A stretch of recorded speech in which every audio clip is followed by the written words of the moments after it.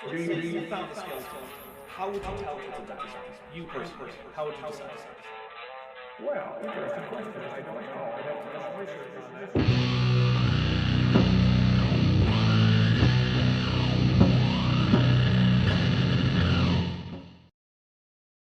All right, welcome to Kent with Bent 13, Season of the Hovind. So, yeah. Oh, every stream you've been seeing for tonight has had issues? That's not great, Maya. I hope this one doesn't. Say hello to everybody, Bent. Hey everyone, how you doing? I'm just listening to the music on the stream before I mute it. Good. I'm excited about that song. Yeah, in fact, that song is debuting on my channel tomorrow at oh, you know what? Why can't I hear you? 11 a.m. Pacific time. Oh, that was my fault. Okay. Anyway, yeah, that song is debuting at 11 a.m. Pacific time, 2 p.m. Eastern tomorrow on my channel. It's not going to be a premiere. It's just going to go public. So, I'm sorry, you're Bent. I think so. Bent. I am loud though. Sorry. Oh, Bent is loud? How loud am I? Turn you down. Say something. Hey, how's it going, everyone? And that's all I got for you. GG. Okay. Alright, so, for those of you wondering, Bent you're pretty much back to 100%, right? Oh yeah. Because you were ill last time. Uh-huh. Very sick. And I was ill last time before that. Mm-hmm. I am significantly on the mend, but I am not at 100%, so you may hear a few in there somewhere. I'm going to try and mute when I can. I have a whole stack of these delicious cough drops. Ben, can you show them the cough drops? Yeah, they're right here. Those are not the same cough drops. They're the same brand and type, but that's a different bag. Yes. Ben, what are you drinking tonight? Oh, I got some cock and bull ginger beer. Nice. In a copper mug. Nice. Any lime in there? No, I don't have any lime, but I do have rum extract to get that rum flavor. Okay, nice. And I'm drinking some whiskey and Coke. Alright, so in case you didn't see, last time I had Dead Kennedy in Space and Maya on as emergency guest hosts because Bent was... What was it? You had a stroke? I don't think it was a stroke. I just think it was a cold. Oh. Are you... Okay, a cold? That's about the same thing, right? It's a little less permanently damaging than a stroke can be. Those can be devastating. Colds just feel really bad. Oh, okay. That sounds like what I had then. Yeah, oh yeah. It's the same thing. We're now no longer dying, so let's continue on with where we left off with Dead Kennedy in Space and Maya. So we got to this point. Which I was able to watch the entire thing as you guys did it. But yeah, I went through pretty much half a box of Kleenex while watching, and I didn't feel like typing in the chat. And I just realized I'm not screen sharing, so that's probably a problem, huh? It would be for me, yeah. Okay. Well, I should be now. And for everyone else, too. I should be now, so let's see how this works. Question is, will I be able to hear it? The answer is maybe. Hopefully. We should have tested it, but we didn't because I am an idiot. Here we go. Okay, let's take up where we left off about dinosaurs in the Bible. You hear that? Test complete satisfactory. The word's not in there. They didn't make up the word till 1841. The word computer's not in there either, but there really are computers, okay? But yes, dinosaurs are mentioned in the Bible. You say, I didn't see them in there. Well, you need to read carefully, okay? If you get the book of Job, the book of Job has 42 chapters. Just about dead center in the Bible, just before Psalms. You find a very fascinating book. In Job chapter 1, it says, Job was a perfect man. He feared God and hated evil. By the way, that's good advice, okay? And Job had 7 sons and 3 daughters. And Job had thousands of sheep and camels and oxen and asses. The guy was rich, really rich. Job was probably written after the flood, but before the law was given in the days of Moses. I wonder what he bases that on. I mean, like, I don't really know. It doesn't matter. Before the flood, they lived to be 900. After the flood, they lived to be 400. See, Job lived long enough to have 10 kids, all grown, out of the house. They all died. He had 10 more kids and saw his great-great-grandchildren from his second family. So you got to be living a long time to accomplish those things. Okay, so those are the reasons why most people think the book of Job was written after the flood, during the time when they were still living to be, 400. Anyway, one day the messenger came to Job and said, Job, I got some bad news. The oxen and asses were stolen, and your servants got killed. Wait, And Kent the was sheep stolen? got burned up. The oxen and Kent were stolen? Was that what he said? I think it was oxen and servants. Or oxen are killed and the servants are stolen? No, the other way around. Servants are killed and oxen are stolen. If you say Oh, so. wait, no, it says they have slain the servants. And, yeah. He said asses. He said the oxen and asses were stolen. Oh. So, yeah. Oh, and by the way, Job, the camels got stolen too. Stock market crash. Get it? Stock? Never mind. Okay. No. Another. That wasn't... How come they aren't throwing things at him? I don't know, that was the least funny thing that I've ever encountered. That was terrible. Another messenger came and said, Job, your kids all died. All 10 of your kids are dead. Job's having a bad day. And then Job said, the Lord gave, the Lord hath taken away. Blessed be the name of the Lord. Man, what kind of guy is this anyway? Hey, do you do that when bad things happen to you? Huh. I don't know, do you, Vince? No. Okay, there you go. No, I throw a temper tantrum. And I'm Then not Satan proud gave of him it. boils Well, fair enough. from the top of his head to the bottom of his feet. And a boil is like the world's worst zit, and Job was covered in them. And his wife turned against him. You know, man can handle just about any tragedy in life, but that's the toughest one right there. Oh, that's something Kent knows all about now. Your wife turning against you? He knows about it multiple times. Earlier today, or yesterday, I was doing, or I guess it must have been a few days ago. Sorry. I was watching that same video that is the one that I took clips from for the Dead Kennedy in Space video that just went up on my channel. And Kent Hovind was like, just wait till you get married, marry one woman, don't get divorced. You'll be happy. I know all these guys from high school who were jocks and they went with all the girls and now they're on their third wife. Man, that's not how you live your life. And I was just like, oof, that is not aged well at all. It's aged amazingly. What are you talking about? There's I a wish you verse had I that probably clip. never You heard could preached play on it. ever. I could get it. Yeah, that would be great. I don't know if I can get it for this stream. I feel like you're busy now, but like maybe Right. next time. Exactly. Ephesians chapter 5 talks about, husbands, love your wives, and wives, submit yourself to your husband. You've probably heard that part preached on. I bet you never heard this part. Let the wife see that she reverence her husband. Treat him like a god. Offer him burnt sacrifices 3 times a day, okay? Ha ha ha, don't do that, because no one likes their meals burned. Yeah, I know, I played off sexism. It's better than Ken's joke But was. here's the thing, I would rather that someone not make me a meal than that someone burn some meat in front of my face. I mean, I can burn my own food when I cook.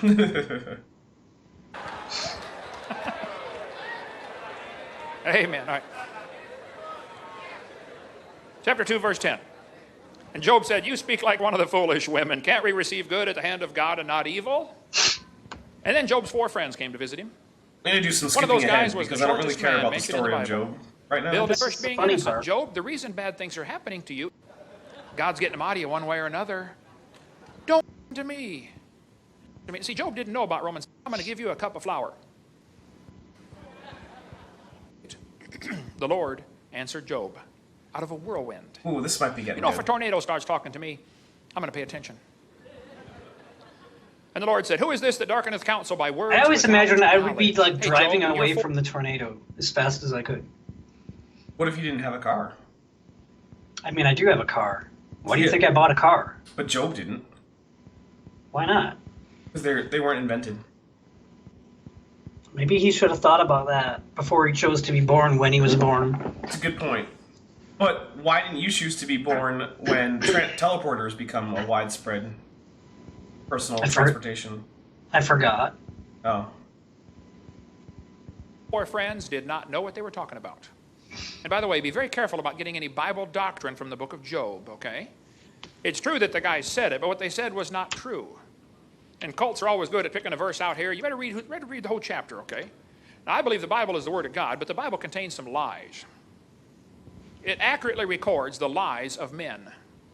It's true that they said it, but what they said was not true. Okay?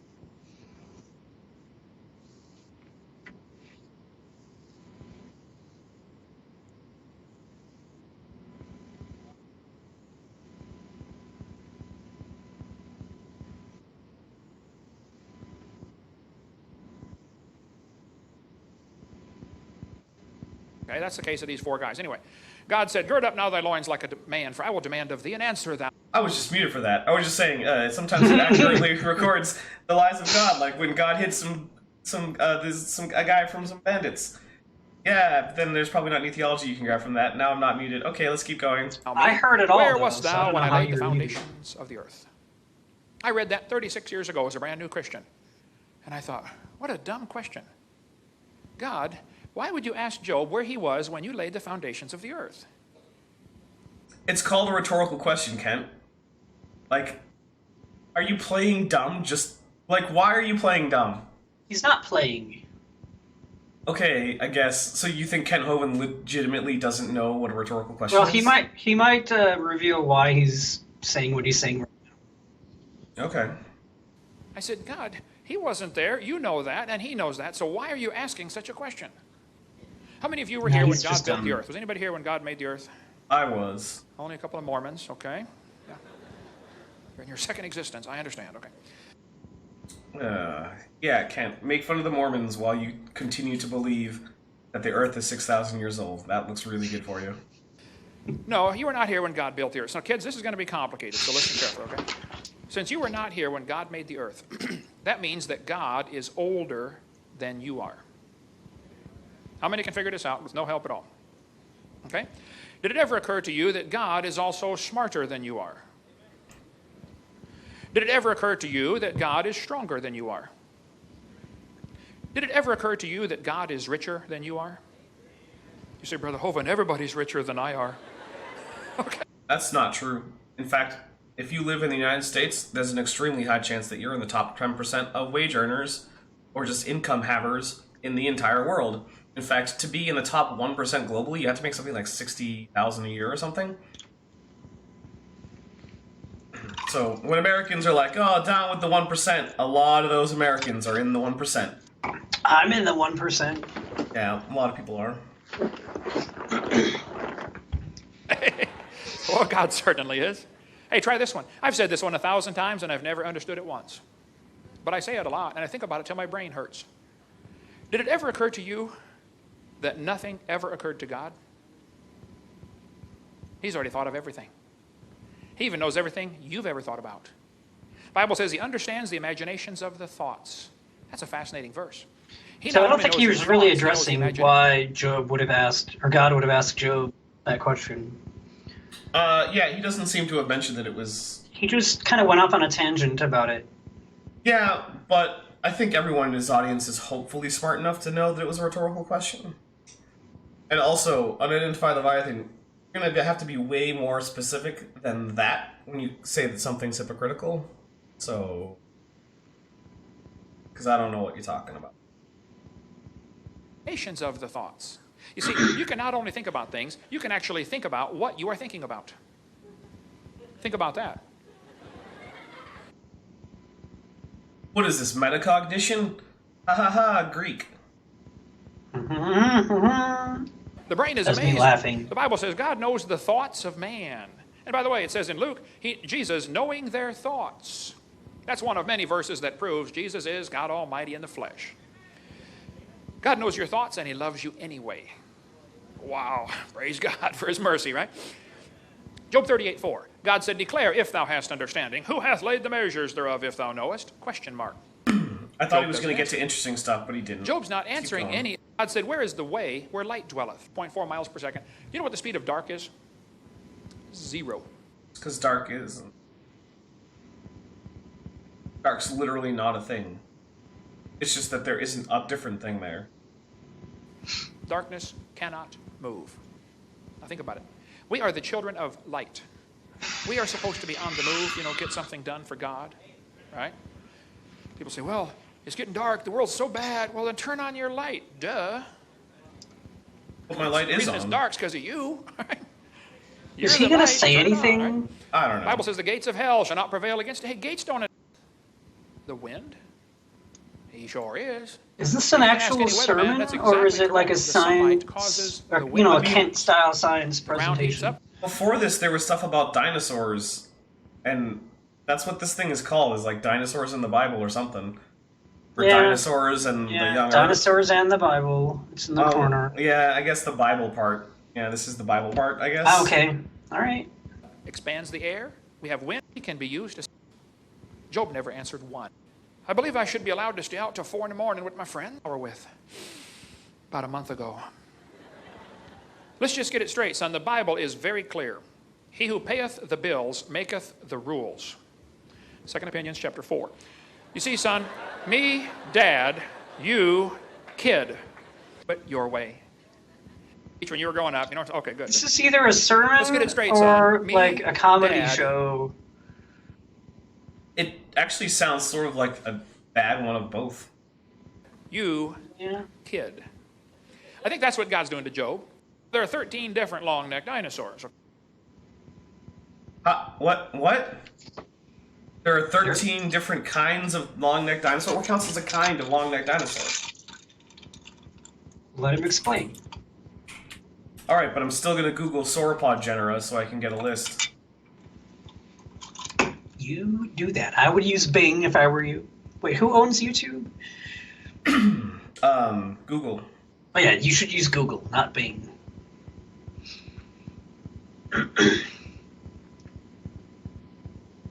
He's reading.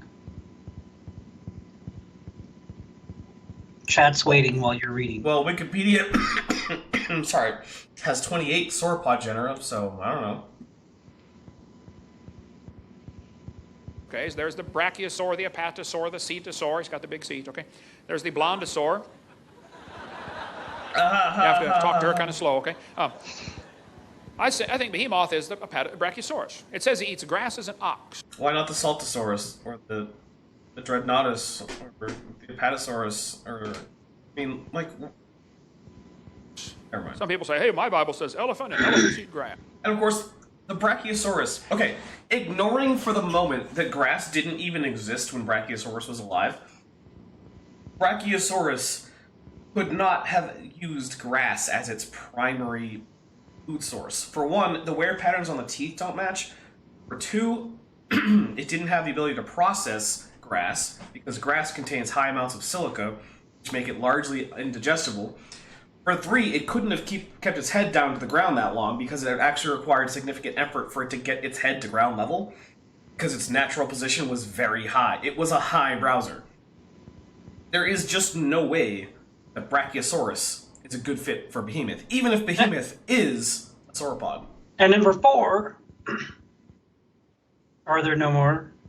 Oh, I was just going to count for you. Oh, no, I don't have a fourth one. It's only 3 reasons. Argentinosaurus is a good kind of sauropod, though. I like Argentina. I'm going to defy Leviathan problem. Well, duh. Bunny rabbits eat grass too, okay? A lot of animals eat grass, right? Look at the next verse. His strength is in his loins, his force is in the navel of his belly. The biggest part...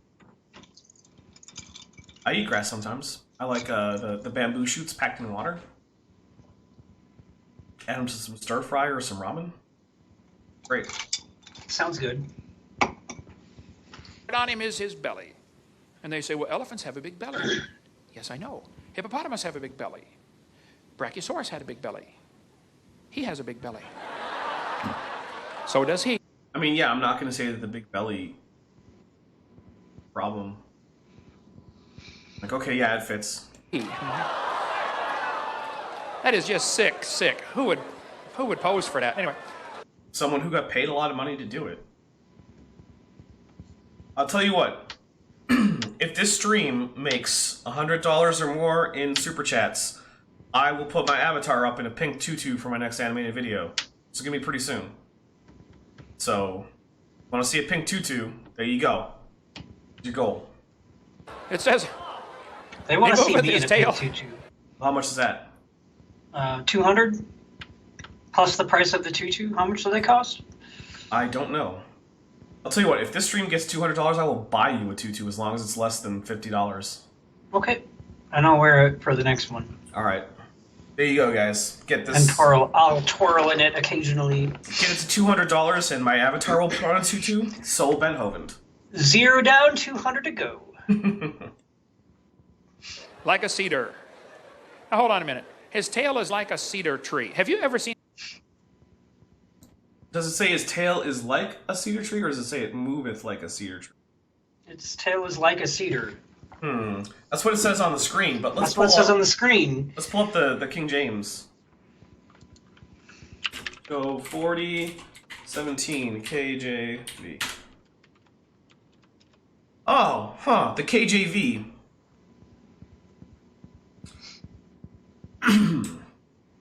He moveth his tail like a cedar. Are you saying to me that Kent Hovind lied about what's in the Bible? What?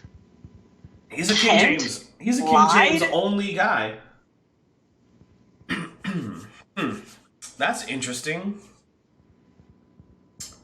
And don't worry, Beach. We're gonna get to the stones and sinews. So first, Kent, you're showing an American cedar. I can guarantee you that the author of Job was not thinking about a tree he'd never seen. He was thinking about a Middle Eastern cedar, which is a wispy, sort of bendy tree that flops around a lot in the wind, kind of like an elephant tail. And in fact, it doesn't much look like a sauropod tail at all. So, how about we stop being impossible with our interpretation here? As far as the sinew of his stones are wrapped together, I'm going to have to go ahead and say that this is referring to testicles and a scrotum, which actually makes it a little bit tricky for it to be an elephant, but it also makes it extremely tricky for it to be a sauropod, because no archosaurs alive today, in fact, nothing other than mammals has a scrotum. Ooh, still 90 to go. There we go. 10 euros from Jens van Broekhoven. Actually, it's 89 to go, because a 10 euro super chat is actually worth $11 super chat, according to YouTube, so get those euros out. Nice. Nice. Thank you very much. In an elephant's tail? I mean, would that remind you of a cedar tree? Or a hippo tail? No. Actually, it would remind me of a cedar tree. A Middle Eastern cedar tree. As mentioned in this Middle Eastern text, written in a Middle Eastern language. What does that matter? Not like a cedar tree. Now, Brachiosaurus tail, yeah, that's a little more like a cedar tree than the rest of them, okay? You know, Only if you're thinking of the wrong cedar tree, but sure. before they put those footnotes at the bottom of the Bible, I think they should be required to read the passage at least once. And then comment on it, okay? By the way, you preachers, if you're going to preach...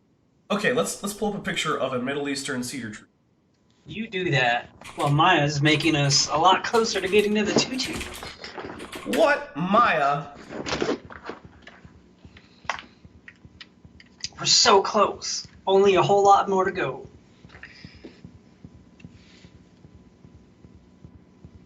Alright. Hey, look! That looks a whole lot more, or a whole lot less, like a sauropod tail. And let's read this chat from Maya. $5 from Maya Atkinson. Broke bitches chiming in. Thank you very much, Maya. I really appreciate that. The stream might even pay for my booze. I mean, I bought the cheapest booze imaginable, but still. on a passage, at least read it once before you preach on it, okay? Yeah, all right. Hey, Kent, before you're going to talk about the anatomy of an animal and a tree, maybe you should check to see which trees were available in the region to talk about. Just once. Ever. In your entire life. Check up on a fact. All right, that got way more intense than I was planning originally. Anyway, next verse says, his bones are as strong pieces of brass. His bones are like bars of iron. He has big, heavy-duty bones. And they did. This is a real dinosaur toe bone I've got in my museum in Pensacola. One of the knuckle bones from a brachiosaurus. Now, this will be kind of complicated. Is a knuckle bone a digit? Or like a phalange? Like, what's a knuckle bone? It's in between the bones. It's not really a bone. Unless he means... Well, I mean, he had a bone there. I'm not going to doubt that that was a sauropod Right, but that's not... bone. I don't know what he thinks it is. Okay. I'm going to go ahead and say that if that's actually a legitimate sauropod bone, it was probably one of the phalanges. So listen carefully. The reason he had such big toe bones is because he had big toes. How many can figure that out with no help? 4, 5, 6. Okay. And quick, was that the hind limb or the foreleg? He had such big, I've got in my museum in That's Pensacola. come up again. One of the knuckle bones from a brachiosaurus. We're going to have the chat guess too. Now, this will be kind of complicated, so listen carefully. Eric The Viertaler, reason he welcome, had but you such don't big get to guess. toe bones Because I know is you know. because he had big toes. Okay. Hind leg or foreleg? 1 for hind leg, 2 for foreleg. I don't know. It doesn't matter, you just guess. We'll say foreleg. Okay. Ben says foreleg. So 1 for hind leg, 2 for foreleg. Let's see what we get in the chat. I know. And I know Eric knows. But we won't stick on this. We'll just see how the chat says. How many can figure that out with no help? 4, 5, 6. Okay. And the reason he had those big toes is because he had a big foot. There's a kid taking a bath in a brachiosaur footprint. Pictures on the book right here on the steps. And the reason he had that big foot is because he had a big leg to hold up. His front leg is 20 feet tall.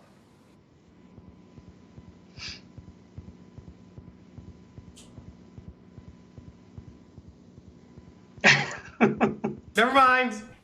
The biggest dinosaur found so far is 60 feet to the top of the head, found in Oklahoma. They say it's going to take them 20 years to dig all the bones out of the ground because 6 it is a legs. government project. Kent ruins everything. They say when it was alive, it probably weighed 100 tons. Now, 100 tons is equal to 14 school buses put together. That means if he... Who puts that many school buses together? People who want to jump them for like a stunt. Evil Knievel. That's where he got his idea from. But, okay. So I get it. We're talking about how big and impressive sauropods were. But other than the fact that, yeah, that would make it impressive for Behemoth, that doesn't actually help your argument that Behemoth is a sauropod. Well, actually, you know what? I'm going to go back and look at that leg again. Anyway, We're going to fast forward to that's this. deep theology, I know. You have to talk to an elephant. Anyway, we're required to weigh bones. How many can figure that out with no... Actually, I'm going to disagree with National Geographic here and say that's actually a hind limb. And my basis for that is because he's got too many claws, basically. Got 2 of them. But they later show it with a shoulder girdle that isn't shaped right. So, yeah, I'm going to go ahead and say that that is, in fact, a hind limb, which was my initial impression, especially since this looks like a highly derived sauropod foot, and most very derived sauropods didn't actually have phalanges on the... They actually just didn't have digits on the forelimbs. They walked on a half circle of metacarpal bones that just suck straight down into the dirt ground. That is a very dapper interpretation. Thank you. Live, it probably weighed 100 tons. Now, 100 tons is equal to 14 school buses put together. That means if he was to come by and step on you, you would be deeply impressed by him. Okay, I'll be honest, I actually like that one. Would be deeply impressed? I actually find that amusing. I know, it's heresy, right? That's because you're high on cold medication. No, I'm not. I'm just slightly drunk. You would be road pizza. By the way, speaking of government projects, I got to share with you my new invention that's going to make me the richest man on planet Earth. I'm going to save so much money for the highway department, construction, By not paying crews, taxes? utility companies, and the military. I got confused with something else. I like how every once in a while Kent says, "Oh, I pay my taxes," and it's like maybe now you do, Kent. And like, Yeah, I know. look, I get it. There are different opinions as to the validity of, various taxes and whatnot and things, and I'm not here to be political, but I will say this: if after being caught for tax fraud, you decide to go with a defense of, I don't need to offer a defense, the state has to prove my guilt, and then they just go ahead and do that, maybe it's not the best strategy. I'm not saying that means that necessarily everything that was done is absolutely 100% alright, but don't be a freaking idiot. This is what I'm going to go with. Oh, and all I want is 10% of the savings, and I'll be the richest man on planet Earth. I have invented a shovel that will stand up by itself. You won't need to pay those guys to lean on it anymore. I'm muted. Haha, unions are bad. Thank you, I know. Next verse says, he's the chief of the ways of God. He's the chief. That's the Hebrew word, risheth, which means he's the chief, he's the principal, he's the biggest animal God ever made. Okay, so in the context of this, I still don't see why elephant is a bad fit. The only argument I've yet seen that makes elephant a bad fit is that if the whole stones wrapped in sinews is actually talking about having a big scrotum, then it doesn't fit for elephants because, I don't know if you know, elephants don't have scrotums. What? Yeah, they keep their testicles inside the body wall. What? Why Yeah. would they do that? So the reason that most mammals that have a scrotum have it is because sperm, for most species, is most active at a temperature that's slightly below core body temperature for that animal. And then it survives longer that way. Basically, that's not a problem for elephants, so they can keep their testicles internal. So. Well, that would not be the elephant or hippopotamus. It'd be the Brachiosaurus. And that kind of fits the pattern for the way the devil works, you know. Whenever God makes things, the devil tries to destroy them. Wait, how many times do I have to say scrotum before YouTube demonetizes this? I'll bet it's already happened. I don't know, maybe. God makes beautiful things, and Satan always tries to destroy them. Hey, question. How big is your God? I mean, do you ever think about that? When you stop and pray. My God is 6 inches tall. I don't know. I was going to say 9 big. 9? Well, mine's 9? 9.5, so get wrecked. My God's better than your God. And also, Not better, bigger. Oh, I was just going to say my dad could beat up your dad, but then that made me sad, so never mind. Yeah, don't say that. Sorry. Pray, and you say, Heavenly Father, do you have any idea who you're talking to? I mean, have you ever stopped and just thought about that? Who are you about to talk to? I mean, you sit down for lunch, you know, and you're going to pray. Okay, bless the bunch as they crunch the lunch, amen. We expect God to come like a puppy dog when we call, don't we? Okay, God, I got time for you now. Pay attention. Now, here's my prayers. I mean, to some extent, if you're actually infinite and omnipotent, it's not like you're doing anything better. I mean, actually, it is like you're doing anything better, but it's also like it doesn't mean that you don't have time to come when people call. So I guess I understand the idea that might be reasonable to expect, but I guess I could also see the whole idea where, you know, such a being would be like, your concerns are not significant enough for me to bother with. Doesn't the Bible tell you to pray without ceasing? It does, actually. It also, So Jesus tells the story of the... Can't be remembering that? There's also the story in the Bible, or the parable that Jesus tells about the old woman who's like a widow, and she keeps begging the judge for justice, and the judge is a corrupt man or whatever, but eventually she just keeps bugging him enough that he's like, all right, fine, I'll take care of all the troubles you were having. All that persistence paid off. And then the moral of the story is keep asking God, because eventually he'll get annoyed and say, okay. Yeah, there's other stories too in the Bible about that. So I feel like Kent is currently contradicting certain parts of the Bible, but whatever. Give me this, give me this, give me this, give me this, and give me this, and give it quick. That's about what it boils down to, isn't it? I mean, have you ever stopped and really thought who you're talking to? How big is your God? Hey, is your God big enough to tell you what to do? Big? Is he not hearing me? Question? No, he's not. I feel like Kent can't hear me. He can't, unfortunately. This is actually pre-recorded. What? Yeah, this isn't live. That's how you can pause, Kent? Mm-hmm. Okay. Ask and you shall receive. Does God tell It you what literally kind of- asks you to do this. Now, 1 Timothy says the women should dress modestly. It's true, man. See, my daddy always said, if you're not in business, don't advertise. Yeah, okay.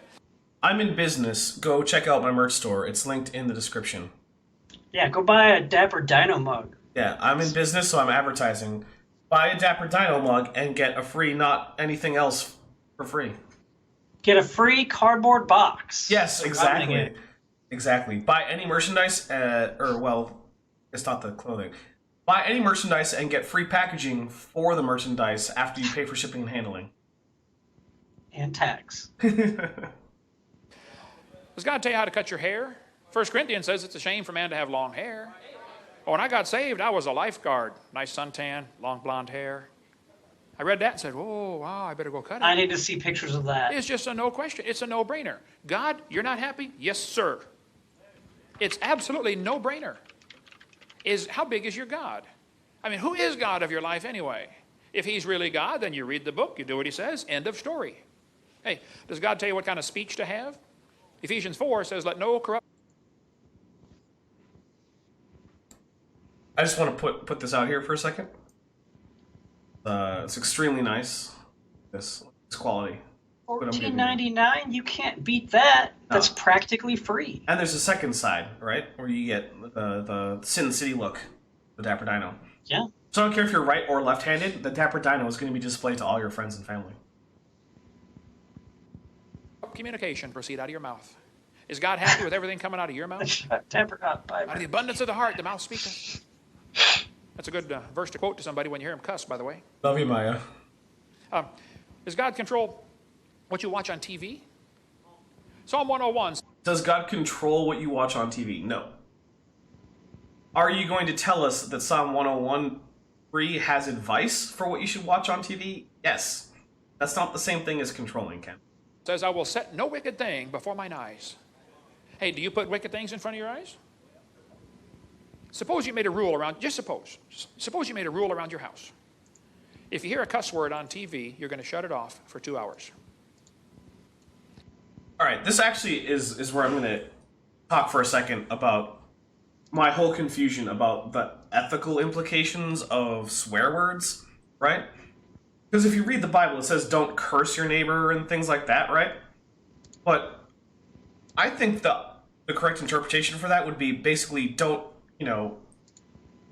wish aloud for ill things to happen to your neighbor. Because a curse is like, oh, I hope your eyes fall out and your teeth rot. Like, okay, yeah, I get it. Don't do that because that's a dick thing to do. And plus, you really want to be, like, spending your life concentrating on such horrible thoughts? No, you don't. That's good advice. But, like, I don't think that what the Bible is saying is that there's a certain set of words that are just evil to say. I mean, they're just words. Like, really? Why is a certain set of words immoral? I don't get it. It has never made sense to me as a little kid. People would say, oh, when the Bible says don't curse, it means don't say heck. And I was like, what? Why? And then no one ever explained it in a way that was satisfactory to me. So, yeah, that's just where I'm going to go. If you see somebody immodestly Half dressed, off you're going double to the shut it off price at for the 2 Dapper hours. store. If you see somebody drinking alcohol, you're going to shut it off for 2 hours. What if you just made those 3 simple rules at your house? Why would you do that? How much TV would you watch? None. So you might as well sell it and give that $30 a month for the cable bill to a missionary, and we could Where is he getting $30 a month cable? That's a really good deal. in the whole world of Christ, couldn't we? Yeah. Does God tell you what kind of music to listen to? Ephesians 5, speak to yourselves in psalms and hymns and spiritual songs, singing melody, making in your heart to the Lord. Is God happy with your music? See, God loves music. God invented music. But Satan has invented some ungodly music you shouldn't listen to. Somebody asked me one time, and they said, Hovind, do you know what you get if you play country music backwards? I said, no. He said, you get your wife back, your hound dog back, your pickup back, and you get out of jail. Don't say that, Kent. Come on. No? That joke has been told a billion times. It's not his worst joke, though. I guess not, but I'm pretty sure God thinks you guys should listen to Copper Magma, by the way. Yes, coppermagma.com. Check it out. Yeah. God created them male and female. Did you know God invented marriage and the family and sex? I mean, he invented the whole thing. And he wants it to be wonderful. But so he put some rules down. Boys, don't touch the girls until you're married to them. All right, we're going to start skipping ahead then because stay away from me. Okay, look. I'm not here to tell you what your sexual mores should be. It's not my job. Kent is. Yeah, sure, Kent is, but I'm not here to let Kent tell you what your sexual mores should be.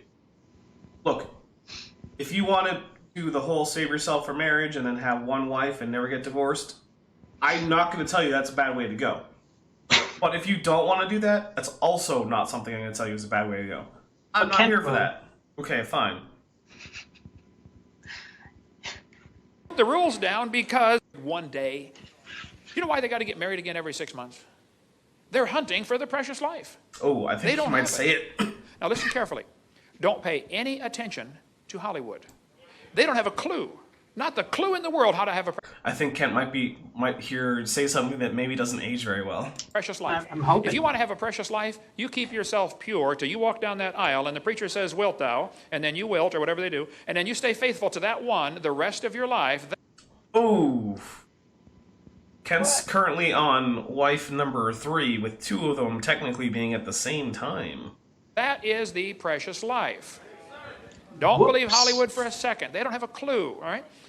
I mean, I will say this. I do think that chances are that if you're happily married for your whole life, and that marriage never gets to, like, a divorce point, and, like, there's no abuse, yeah, that's probably actually a pretty good way to go through life. And, yeah, divorce should be avoided if possible. Also, Bent, are you wearing a Star Trek shirt right now?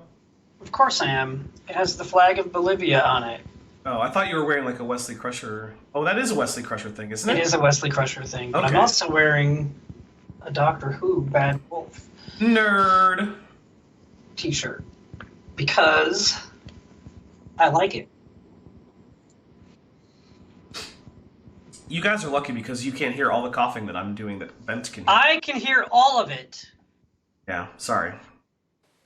God created the living creatures, every living creature. God made the dinosaurs. He made them. And Satan said, you know, there has to be some way I can use dinosaurs against God. But he couldn't fool Adam. Now, You should have had the dinosaurs attack God. Velociraptor attack God. Get wrecked. Sorry. what dinosaurs? Adam named them. Can you imagine the devil walking up to Adam and saying, hey, Adam, did you know dinosaurs lived millions of years ago? Thank you, Maya. Adam would say, are you stupid? There's one in the backyard right there eating on a cherry tree. I mean, what do you mean millions of years ago? The devil couldn't fool Noah. I mean, he fed him every day. But for the next 4,000 years, dinosaurs became more rare. Kent, you haven't established that the obviously correct scientific consensus isn't correct, and that your flat Earth level of understanding version of history is correct. You don't get to just assume these things. But okay, sure, why not? They were dying off or being killed off or whatever, you know, some of the reasons they died. And by 1809, they were just nearly extinct. Where did you get that date? It's on the screen. That's where he got it. 1809. Where does this come from? I'm sure he'll explain. Maybe. I don't know. I'm not sure. And somebody found the bones and put one together. 1809, first dinosaur that we know of, put together for a museum. Satan was there that day and said, wow, here's my chance. These critters have always lived with man. I know that, and God knows that. But these people don't know that. Okay, I'm going to need a little bit extra whiskey for this. So here comes something special for everyone.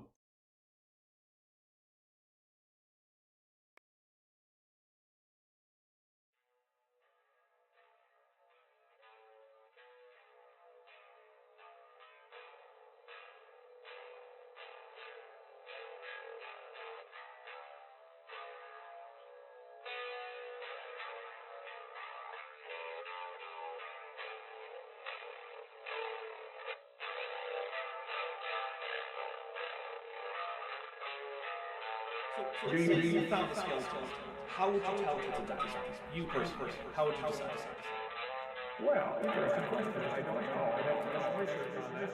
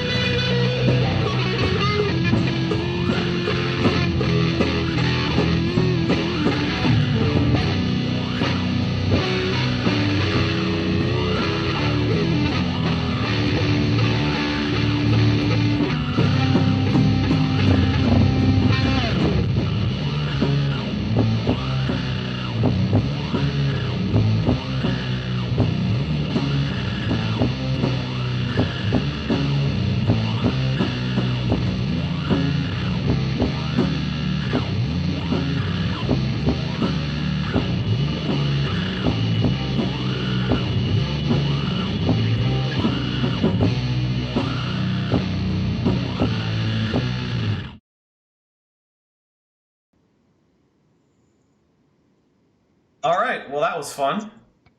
That was the demo for the song, and Ben, you're going to be recording a different version, like with like actual sound recording, like booths and whatnot later, right? Yeah, we got a 10-song LP planned, written, and I don't know when we're going to get to the studio. Hopefully by June or July, but it might be later in the year. But we released our 4-song EP with a single a couple months ago, coppermagma.com. Free, check it out.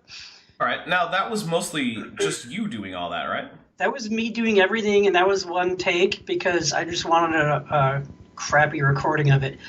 But now that I know everyone was going to hear it, I should have done a couple more takes, maybe. Tighten that sound a little bit, especially that guitar solo. Well, so that's the version that's going live tomorrow at 11 a.m. Pacific, 2 p.m. Eastern. But look forward to the redo, because once that comes out, that is going to replace my actual... way better. Yeah. But, way better. I've had requests to put that whole song out, and so I asked Bent, and he was okay with it, so you've just seen the entire video that's coming out tomorrow. That doesn't mean don't watch it. Go watch it and like it. Yeah, go watch it and like it. So the devil said, I think I'm going to tell everybody they lived millions of years ago. And if they believe it, it'll make them doubt the Bible. And boy, has it worked good. I mean, this is definitely on the same level as the devil put the fossils in the ground to test your faith. Like, it's ridiculous. You know, for the last 200 years, kids have gone to kindergarten and they get a book like this. I can read about dinosaurs. Would anybody like to take a wild guess at what the first sentence in the book says? Millions of years ago. Hey, how many kids are being taught that in your town? Hopefully all of them. Kids should learn about dinosaurs. At your expense, you are paying for the destruction of the next generation. Now, maybe that doesn't bother you, but it bothers me. And if you think I leave my gorgeous wife and travel all over the world, been gone, over 200 days a year for years now, flew 215 times last year, spoke over 900 times. If you think I leave... How many days a year do you think he was gone for those 9 or so years he was in prison? All of them? You know, his wife went to prison for like 6 or... was it like 4 or 5 years or something? For the same thing? Yeah. Yeah, they were both tried. Nice. Yeah. Leave my gorgeous wife and my 4 grandkids because I like being gone. You are mistaken. Okay? They'd much rather be home. But there's a war going on. Somebody's got to warn the troops. Hello, to arms. The British are coming. You know, pick up your gun, guys. Let's go. There are kids by the... Mr. Archaeopteryx just said the devil sounds really smart. Yeah, according to Ken's telling, he does, yeah. The way Ken says it, yeah, he does sound really smart. billions being brainwashed on this planet. And Satan is using dinosaurs to do it. Nearly all the books say millions of years ago. And then we got some Christians that totally ignore the subject because they don't have an answer. Well, study to show yourself approved unto God. Ignore the subject.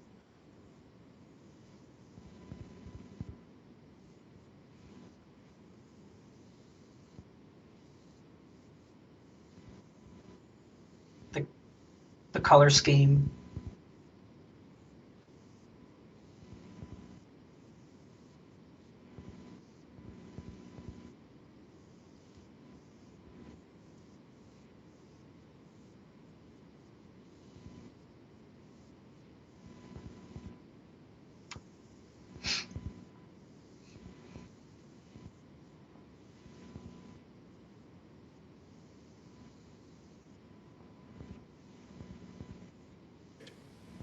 Because they don't have an answer. I was muted. What? I'm an idiot. Sorry about it, everybody. I was just saying I really like the top left piece of art, and because paleo art has two ways. It can be good, it can be accurate, or artistically good, and sometimes it's one but not the other, and there we go. Well, study to show yourself approved unto God. Get the answer and go share it with somebody, okay? Millions of years ago, the book says. I go to museums all... Look, if I don't keep muting myself every once in a while, you're just going to hear a lot of... So, just pick. Do you want the coughs? Or do you want me to every once in a while flub up? I get the coughs anyways. It's true. So... It's because I'm not muting on Skype. the time just makes my blood boil. You see hundreds and hundreds of kids coming past these incredible displays. I mean, beautiful big dinosaur skeletons. And guess what the sign says at the bottom? Millions of years ago. See, Christians don't seem to understand this. The museums and science centers of the world, that is their church. They are preaching their... Oh yeah, Bent. Remember when we went to the museum and I just prostrated in front of the Tyrannosaurus Bataar and the Quetzalcoatlus mounts and everything, and I went and prayed to the Pteranodons. Remember that? It was a museum service. Yeah, that's what happened, right? That's Also- exactly how it happened. Who did we meet? We met Bill Ludlow. Yes, we did. And I guess as a little bit of an announcement, I'm going to be trying to do more Leaving on Earth creationism episodes because I feel like it needs to be a thing that's out there, and I don't see other people stepping up on that one, so I'm going to just try to go ahead and do it. So I have one person who's already said that they would like to be on an episode like that, and I'm going to be asking a few more people, and yeah, so look for those in the future. gospel just like you are trying to preach your gospel. And they're using your tax dollars to preach their gospel. That's how it happens. Millions of years ago. The Bible says, Behemoth lieth under the shady trees in the covert of the reed and fens. Now the word fens is an old English word that means the swamp. You know, the biggest swamp in the world is in the middle of Africa. I was going to say that about swamps, but okay, Kent. It's called Yeah, the Loch Kent. Ness Swamp. Oh, wait. That swamp is huge. Most Americans don't appreciate the size of Africa. Here's what Africa looks like next to the entire United States. Africa's gigantic, okay? Eric Viertaler said that he would love to do a Leaving on Earth creationism, so hit me up there.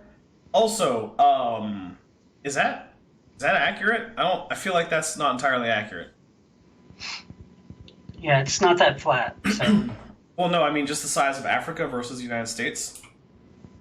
I don't know. So we're gonna check and see. It might be accurate. It's a little bit exaggerated from what I'm seeing, but it's not that much. The United States should probably be about 20% bigger, but I'll just go ahead and say, yeah, sure, whatever. Swamp's gigantic, and it is gigantic, so... That swamp is bigger, is the same size as the state of Florida, 55,000 square miles. That swamp is huge. Did you know that swamp today is 80% unexplored? In 1885, Congo... actually, the Broken God. The United States is definitely a continent. America, F yeah. Freedom is the only way. Also, terrorists, your game is through because apparently Trump's gonna bomb Iran, or I don't know how any of that makes sense. in Africa was taken over by Belgium, and it was called the Belgian Congo for many, many years. Yeah. Where's Jens van Broekhoven? You better explain yourself about the whole Belgian Congo thing, man. Chopping off people's arms because they didn't bring enough rubber isn't okay. You.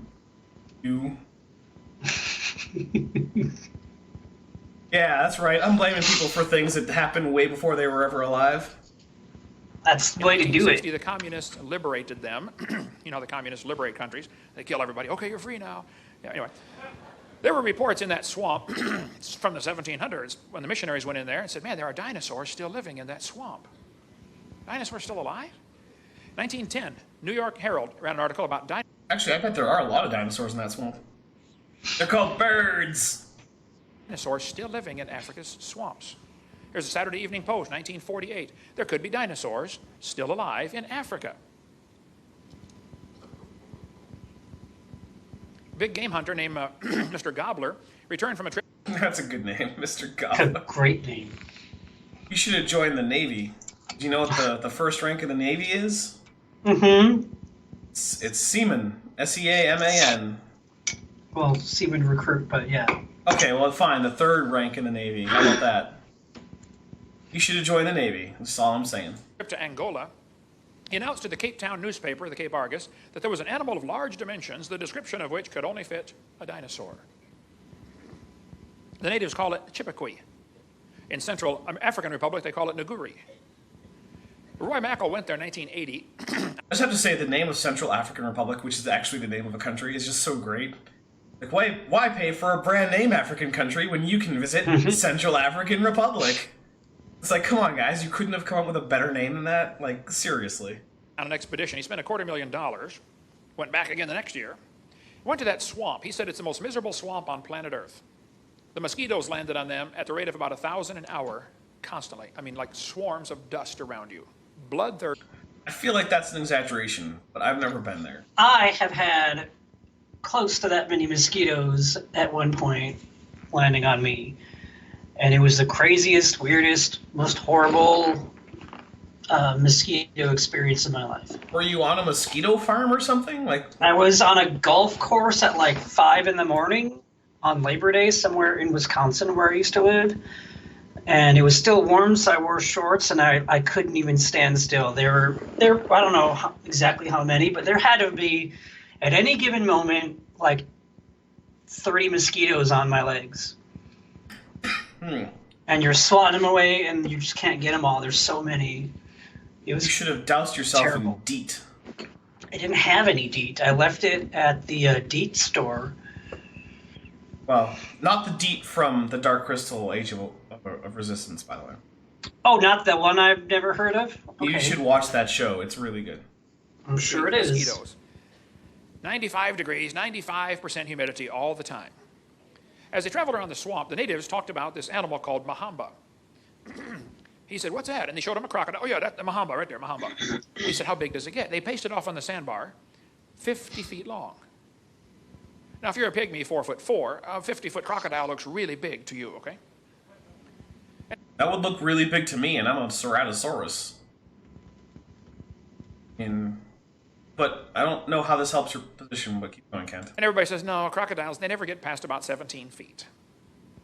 Oh, I don't think that's correct. Earlier in the summer of 2005, they killed a 24-foot crocodile in that swamp.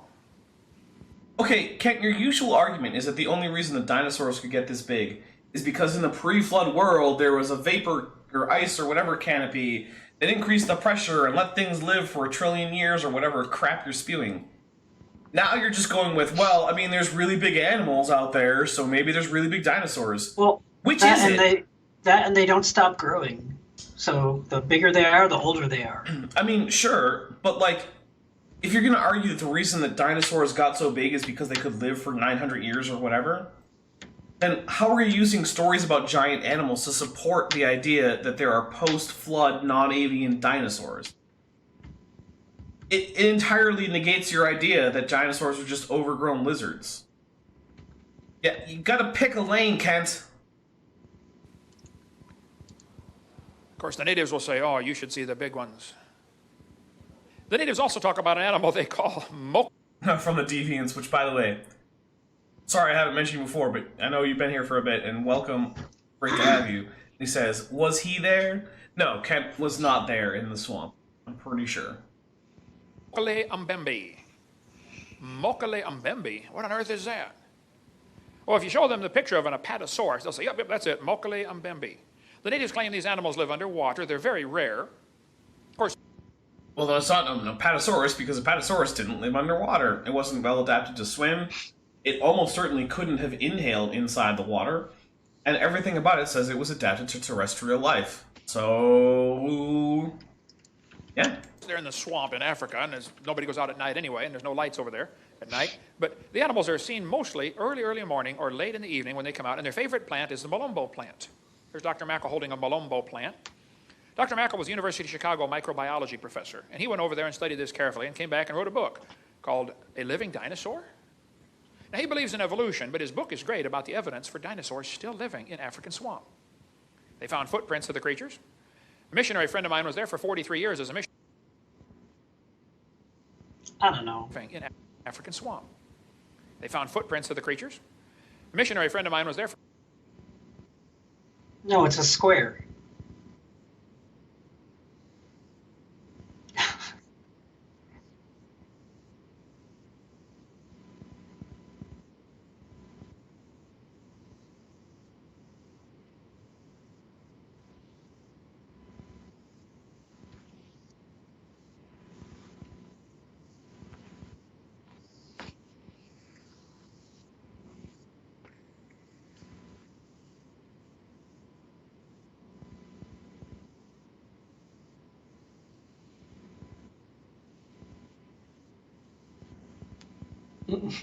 You're muted Damn again? it! Sorry. Anyway, I don't see a footprint here. I don't see a footprint here. So, moving on. Square. For 43 years as a missionary, Eugene Thomas, he's in Ohio now. Here's his phone number, call him up. He was there for 43 years. He said, I had 2 pygmies in my church that killed one and ate it. Dinosaurs. There have been reports of these creatures in that swamp for a long time. I feel terrible right now. One Belgian Congo biologist went up there, upriver 500 miles from his house and said he saw one, but his camera malfunctioned. Wait, the Broken God, you can see a footprint there? I cannot even see a footprint. I don't even know where you see that, but okay. Oh, and this guy drew on a chalkboard something that doesn't really look like an Apatosaurus because its back is way too big, and I get it. It kind of vaguely looks like an Apatosaurus. Actually, I think it looks more like a swan with its head down, but whatever. Because the high humidity apparently ruined all the mechanisms inside. I don't know. All right, you want to vote for coughs? Here we go. Reports of dinosaurs in that swamp. We're going to have some coughs. One group went there, and they said the creature was dark brown in color. The skin appeared slick and smooth, had a long neck and a small head. They heard it, they saw it. It was making a roaring noise, and the government officials even saw it. It was making a roaring noise? You mean like a Apatosaurus almost certainly couldn't? Okay, so here's a few things, right? Roars are a particularly mammalian thing. Only mammals have ever been known to roar. No birds roar, no crocodilians roar, no lizards roar, no amphibians roar, right? Okay. Second, one of the reasons that giraffes basically only ever make low rumbles, and that's basically their only vocalization, is because the nerve going to the pharynx, the thing that makes your voice box, it has to go down to the heart and then all the way back up to the voice box. Called the recurrent pharyngeal nerve. I'm going to pull up a picture if I can. Recurrent pharyngeal nerve giraffe. Okay. So this is a feature that is common to all vertebrates, right? It's not just dinosaurs. This is something that all vertebrates have in common. And in fish, it's not a big deal because where this nerve goes is basically just direct from the brain to the pharynx. But actually, that's not a great picture. Let me see if I can find it. Oh, there, this is great. So, the pharyngeal nerve is white in this. So, we're going to open it. Okay. So, in a human, it's not too big of a deal, right? Because it comes down, goes under the aorta there, and comes back up to the voice box. Whatever. Not that big a deal. In a giraffe, that starts to be a pretty big deal because, your nerves have a transmission time for signals. For most of your body, the transmission time from getting a signal from the brain to your body is about like a quarter second or so. Right. But what if you were this sauropod? Your neck is like 40 feet long. What are you going to do? You're not going to have complicated vocalizations. The giraffe barely vocalizes at all. Because by the time it gets the idea to vocalize, whatever's causing it to vocalize is almost certainly going to be gone by the time it does. It's going to be even worse for a sauropod. So even if a sauropod could roar physically, which it almost certainly couldn't have, it doesn't have a hyoid bone for one thing. Why not? That's a mammal thing. Not everybody's got a hyoid bone. I do.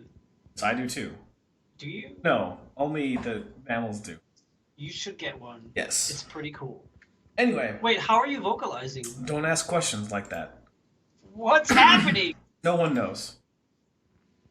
Anyway, yeah, so I'm going to go ahead and say that roars are completely inconsistent with the identity of Mokele Mbembe being a sauropod. Why is Origin up? Hey, guys, I'm Dapper Dinosaur 35 on Origin. Send me a friend request. We'll play Mass Effect. I don't care. Let's go. There's an article here in the Boston Herald newspaper about a group going over to look for the dinosaurs still alive in the Congo swamp. All you got to do is type in cryptozoology. Crypto means hidden. Zoology means study of animals. Cryptozoology, you'll find all kinds of stuff about dinosaurs still living. My instinct is just not to trust Kent when he says that, even though it sounds quite right. Isn't that a dinosaur from one of the movies that I reviewed for 100 years of dinosaurs in film? Probably. I feel like that's Planet of the Dinosaurs, Allosaurus. The natives claim these animals live in caves along the side of the river. William Gibbons has been there 4 times now. Oh, I might be wrong. Clay Corbin, higher to support hung for vertebrates. Yeah, I may have got that wrong. It is not just mammals. Alright, but I think what I was going for was the hyoid bone is the bone that's important for roaring. And not all mammals, or even most animals, have it in the correct arrangement. Yeah, I got that one wrong, everybody. Sorry about that. So you can vocalize? Maybe. To the Congo swamp. He and I wrote this book together for kids, Claws, Jaws, and Dinosaurs. William Gibbons wrote me a letter. He said, according to our guide, Pierre Sima, we were the first white men to actually penetrate the forest and swamps bordering the Boamba River. Our informants, almost all of them Baka pygmies, with the exception of an elderly Cameroonian Muslim. Baka pygmies. Baka is Japanese for idiot. That's insulting. Are perfectly familiar with all the known and unknown animals of the swamps. While they do not regard Lakila Mbembe, it's a different language, okay, as being an unusual animal. Oh, by the way, Clay Corbin says, oh, hey, you're good. But look, here's the thing, right? Especially when I'm doing this stuff live, I can't look everything up. If you guys know I'm wrong, let me know, because I don't want to be wrong about it. Let me know. And, yeah. I appreciate it, because when I'm corrected, I get better. They do fear the creature because of its ferocity in attacking hippos, elephants, and crocodiles. The animal appears to be completely intolerant of any other large creature that shares the river and controls large stretches of the river, dying particularly right where now. those food supplies, No, I'm where the not. food supply is present. The 2 suspected dinosaurians, Mokele Mbembe and Ngubu, are observed and No, Spanish for cow is... Oh, it is Baka, isn't it? You know what, Spanish? Stop mixing up your B's and your V's. counted on a regular basis. I question an older Baka couple that work on Pierre's plantation. Like most pygmies, they are very familiar with the flora and fauna of the region. I presented them with our book of known... Wait, crocs have a cool mating rumble? Hold on a second. Give me a second.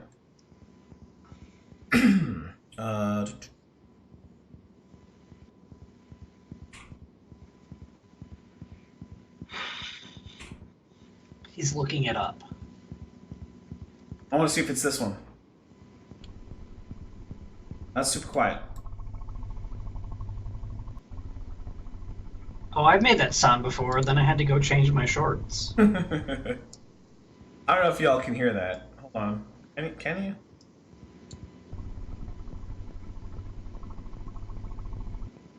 Oh, I don't know. Open it with Audacity. Just up the volume a little bit. Yeah, okay, whatever. I don't...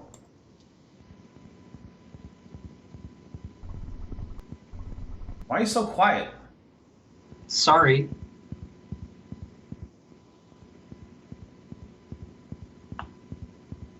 What am I looking for?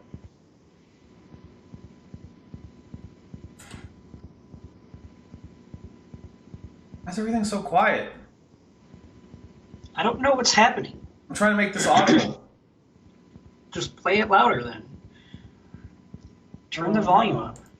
Amplify, here we go. We're gonna amplify this thing by like... Bam!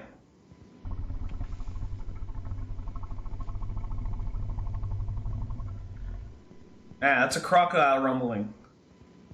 Which I have for reasons. African animals and dinosaur illustrations. About 98% of the dinosaur illustrations were rejected, except for 2, which they picked out without hesitation, that they had observed. A sauropod dinosaur and a triceratops. So wait, now there's a triceratops in a swamp? Mm-hmm. Okay, sure, why not? Yeah. Look, some people said once they saw this thing, find a body, Ken. Honestly, that's the thing with all this cryptozoology crap. Find a body or a living specimen and present it. Until then, just go away. Now, why would people in the middle of the swamp in Africa say, oh yeah, we've seen that one? Missionary Cal Bombay was there for years in Kenya. He said he and his wife saw one of these creatures, but the plates on the back were bigger, more like a stegosaurus. Down in South America, they've got the Amazon jungle, which is huge. In 1907, the British Army sent Colonel Fawcett to mark the boundary between Brazil and Peru. He was an officer in the Royal Engineers and was known as a meticulous recorder of facts. In the Beni swamps, he said he saw what he believed to be a diplodocus. The natives and the tribes around there say, oh yeah, that animal Ken, I thought it was an Apatosaurus. Get your story straight, Kent. still lives out here in the swamp. Colonel Fawcett's son made sketches of the footprints. In 1883, in Scientific American ran this article before they got committed to evolution. An article like this would never make it in Scientific American today, because now they're dedicated to preserving the theory.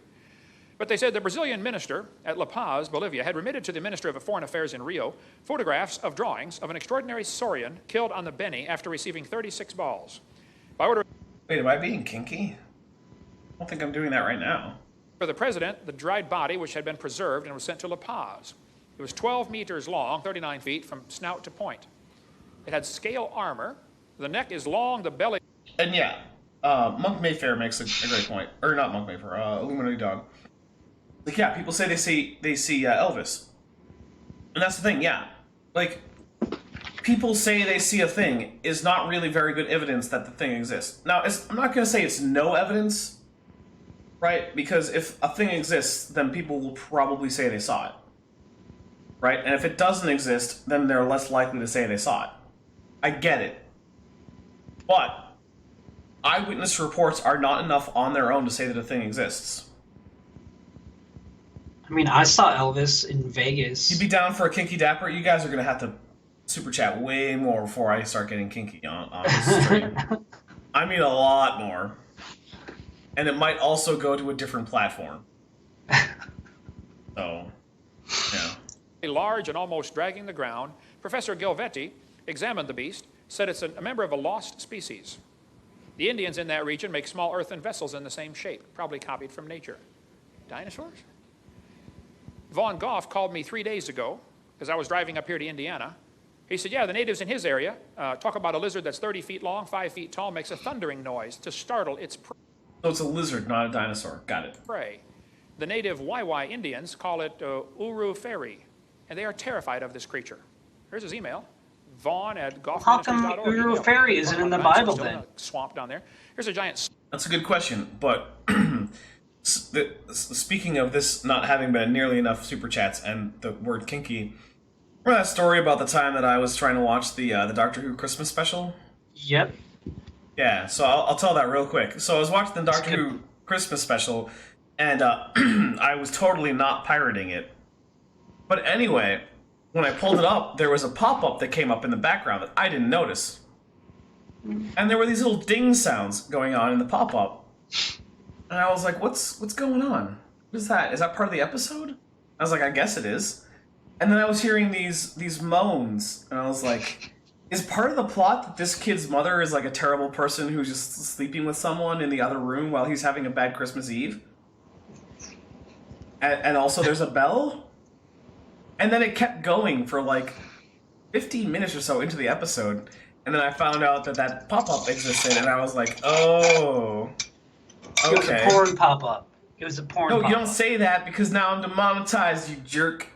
You were demonetized from saying, I don't know, something else before. That's probably true. snake that was killed several years ago, 35-foot snake. It had eaten a man who fell asleep on the job. Stay awake on the job, fellas, okay? This snake was reported in Indonesia being 49 feet long. Sorry, what's that? Yeah, it's a stupid joke. What if your job is to sleep? Oh, because like you're a professional sleep study test subject? Yeah. That sounds like a great job. Why don't I have that job? I know. I don't know if it's true or not, but I mean, people might have exaggerated, but that's the reports of a giant snake down there. Colonel Fawcett said he killed a 62-foot anaconda snake. And the natives were terrified. They said, Colonel, if there's one, there's going to be another one. The officials of Brazil-Colombia boundary in 1933 killed a 98-foot snake, 2 feet in diameter, weighed 2 tons. The cook from a hotel in Amazon said they saw a 100-foot snake that the military hunted down. Kent, no amount of outsized snakes or crocodiles is going to make young Earth creationism true. You could tomorrow find an 8-mile-long snake, and it wouldn't make anything that you say about young Earth creationism true. It killed and eaten 2 soldiers. The head was 5 feet long. Reuters News Service reported a 130-foot snake back in '97. This thing floated down the Amazon River. Nobody poked it to see if it was alive, but they reported it's over nearly 150 feet long. Amazon River is huge.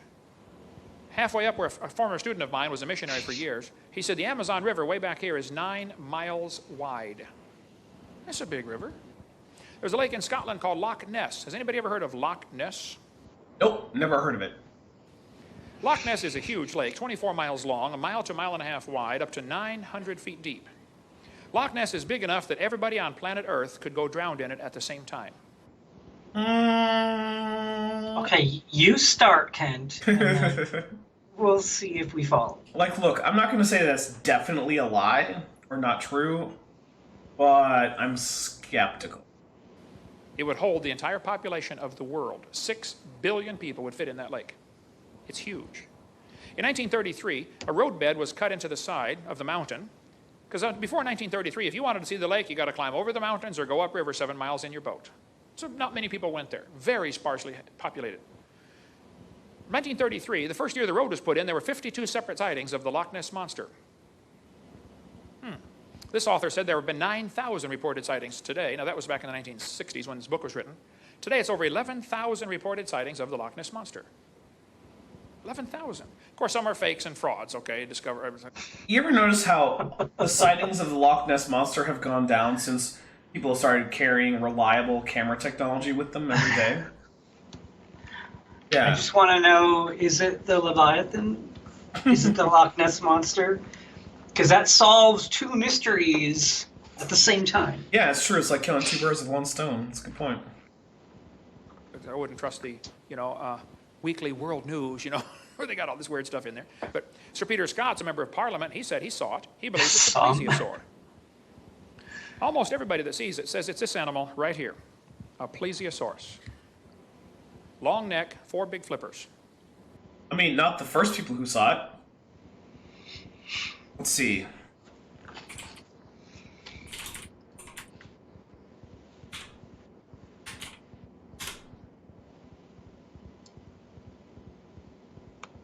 So let's see.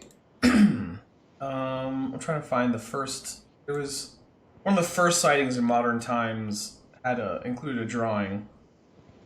Yeah. Okay. So let's see. Basically, oh come on, really?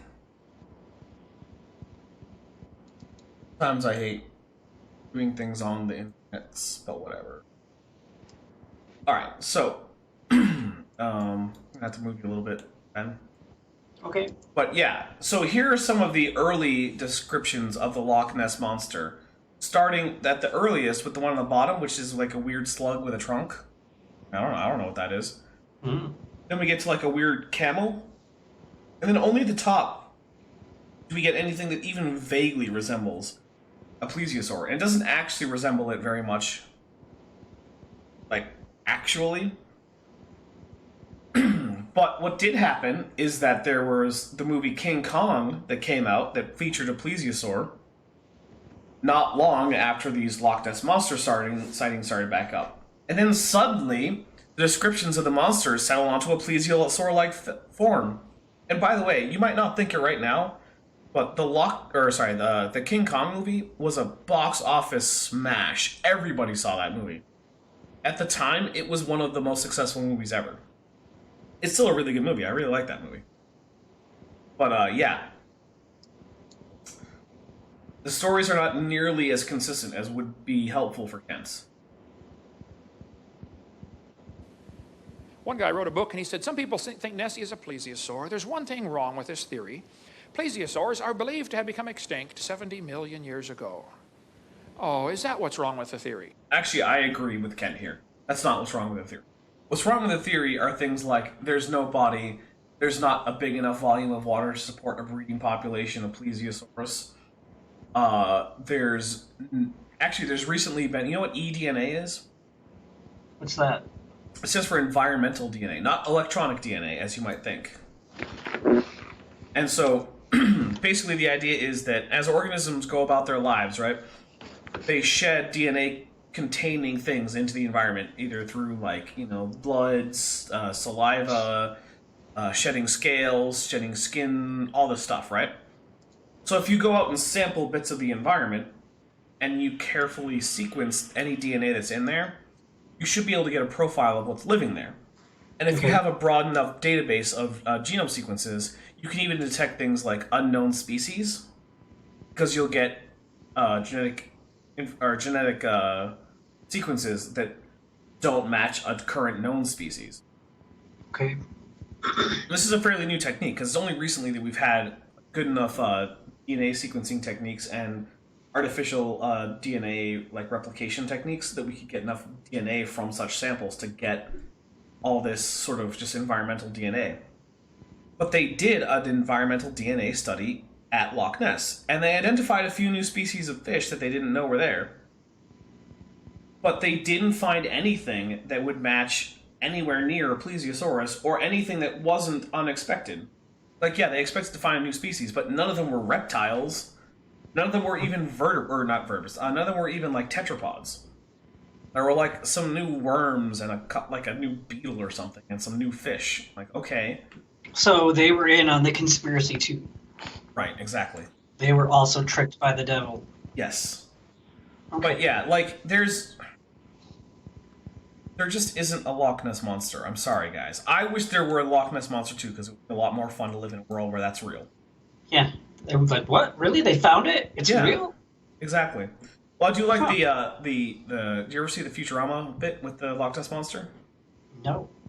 So Fry is taking care of a rare tusked female narwhal, because normally only the males have tusks, but every once in a while a female does.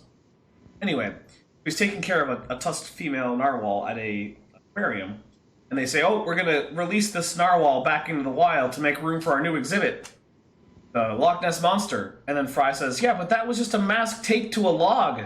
And they show them lowering in the log with a Halloween mask taped to it. It's great. Just go watch Futurama, guys. Yeah, go watch it. I think this evolution theory has got to be the biggest hindrance to scientific research there's ever been. Okay? You look at the facts, forget your theories, look at the facts and come up with your conclusions. Okay? Arthur Grant nearly ran into Nessie on his motorcycle one night. He said, "I had a splendid view of the object. No, in fact, he I almost didn't. struck it with my motorcycle. It had a long..." Yeah, probably. Well, I think he probably almost ran into something. But the thing about people reporting what they ran into at night is that humans have pretty bad night vision. I mean, dinosaurs do too, so don't get me wrong. But yeah, they're bad at judging the size of objects, they're bad at judging the distance of objects, they're absolute trash at judging the color of objects at night. Yeah. Neck, large oval-shaped eyes on top of a small head. The tail would be 5 to 6 feet long. He describes it 15 to 20 feet long altogether. Was he said, riding "Knowing his something of motorcycle in the lake? No, he would have been riding on the road, and the animal would have been, like, beached or something, which is another thing. Plesiosaurs, except for the absolute most primitive versions of them back in, like, the mid-Triassic, definitely did not have the ability to come ashore. Their limbs couldn't do the whole sea turtle thing where they push themselves up on land. Because one of the things about sea turtles is they have to use their elbows to help do that. So that way they can angle their flippers down and actually get leverage with their shoulders and everything. But the elbows and knees of plesiosaurs, which you would know if you had watched my Things That Aren't Dinosaurs episode 1 plesiosaurs video, are completely immobile. They just cannot angle themselves in a way to get their limbs to work on land. It's just not a thing. natural history. He was a veterinarian. Or it's not a thing that's sustainable. It's not something they would choose to do. I guess if you took a plesiosaur out, could it slowly flop its way around? Maybe a little bit. It's still probably going to die, and it's not something it's going to be doing as a matter of choice. Student, okay? He said, "I've never seen anything like it in my life." Here's the sketch he drew of what he nearly ran over on his motorcycle. Which doesn't actually look like a plesiosaur, which is that's sort of vaguely the closest thing you can come to. A 20-foot-long plesiosaur. Alexander Campbell was the game warden for Loch Ness for 47 years. He said he saw it 18 times. There's the sketch he drew. Does Loch Ness even have a game warden? I don't know. Who cares? Let's find out. I guess you care. Yeah, I I care. don't care. Loch Ness 2. I'm not saying anything that says it doesn't, but I'm also not seeing anything that says it does. I'm gonna say I don't think so, but I'm not gonna like be dogmatic about it. of it. Many people have tried to catch the Loch Ness monster. They've used everything you can imagine for bait, and some things you could not imagine. So far, nobody's caught it. I mean, the lake is huge, but there have been many Hold on a second. he ran over Oh, come on. on his motorcycle. That's what I want to look. That does not look like a plesiosaur, Kent. Plesiosaurs didn't have repeated humps in their back. Alright. Here's the thing, chap. Vote 1 if I should get another drink, vote 2 if I shouldn't. Many people have tried to catch the Loch Ness monster. They've used everything you can imagine for bait, and some things you could not imagine. So far, nobody's caught it. I mean, the lake is huge, but there have been many sketches drawn. One family said they saw it with a sheep in its mouth. One guy got a picture of the hump sticking out of the water. The neck is over on the far. Ben, can you see anything in this photo? Yes, there's the Hindenburg crashed into the ocean. I think this white mass at like the midpoint of the photo is supposed to be a hump, but And then if you go left a little bit with your mouse and then up whatever that round thing is, you'll see the ghost of a witch in the air. like I'm not going to say this With couldn't. a flat top hat. For some reason. Which one was get another drink, 1 or 2? I forgot. 1 was get another drink, 2 Okay. was don't get another drink. Maya thinks I shouldn't get another drink. I'm actually a little bit surprised. Maya, do you not want me to be drunk? That's because she doesn't want to be up on like Discord or something, arguing with me until like 5 in the morning her time. Because that happened last time we were on Discord together. Oh, golly. Yeah. But you never, was that verbal or just typing? No, it was verbal. We were talking. Because we argued till 8 in the morning once. Something like that, yeah. And you still talk to me. And we argued about young Earth creationism. Yeah, we did, because you were still a young Earth creationist at the time, weren't you? Yeah. And I won the argument. Did you, though? Or did you just end it? We both ended it. Fair I just enough. wanted to go to sleep at 11 p.m. and you kept me from doing that. Sorry. Right. Then Reader's Digest, of course, they crop everything down. They cut the neck off when they publish their picture, the crop picture. But McLeod said he watched it for 9 minutes through binoculars and made 4 sketches of it, of what he saw. Alright, so it looks like 1 is winning. So I'm going to grab a drink real quick. And, Bent, I'm not going to mute you, but Okay. Bose is going to go on quiet. Okay. That was also the first time that I heard about cladistics. Dapper tried to explain cladistics to me. He did a good job. I just thought it was confusing. But yeah. I don't know if you can hear me now. Anyway. That's okay.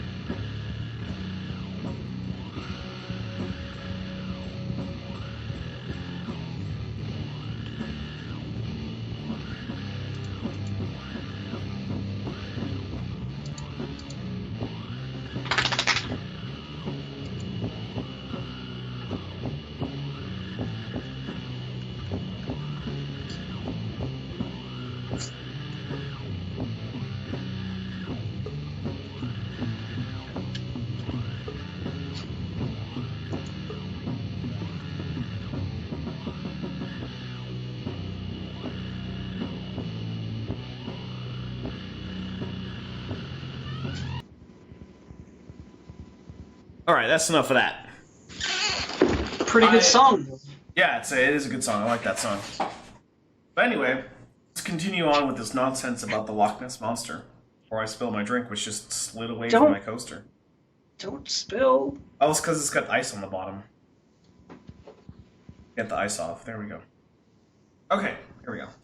Cloud said, I think the monster looks like this. You saw it from above the water, so I don't know how you know it had those flippers, except that, oh, wait, we were already influenced by depictions of plesiosaurs. Those are wings, it was flying. Got it.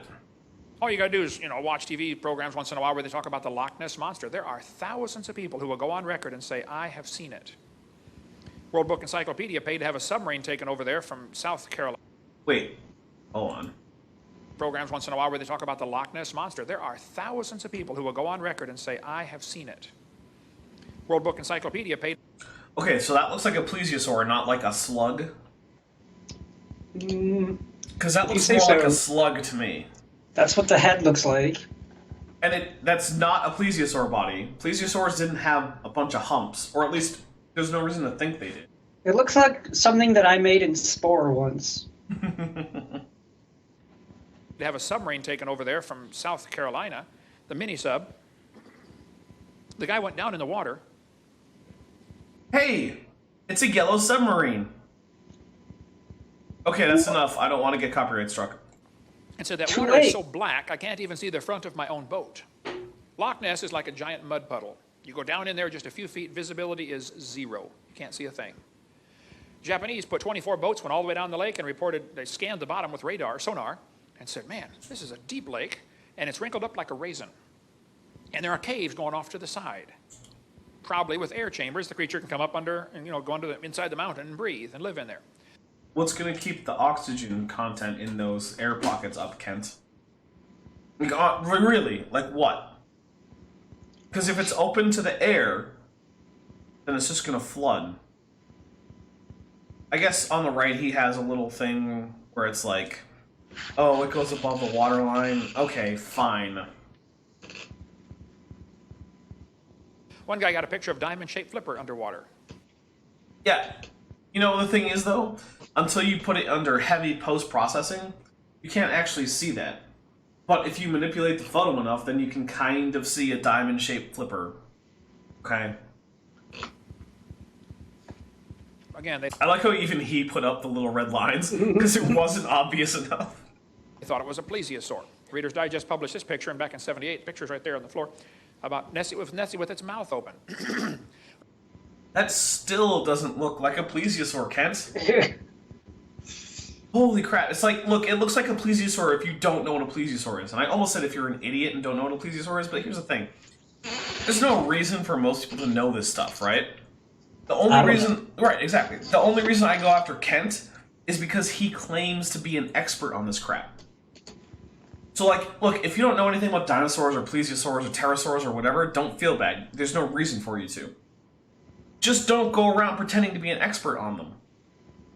We can go all day about Loch Ness Monster, but they said this photograph was a fake, and it probably was, but I don't know. It's interesting, they waited till the last guy involved died to announce it's a fake.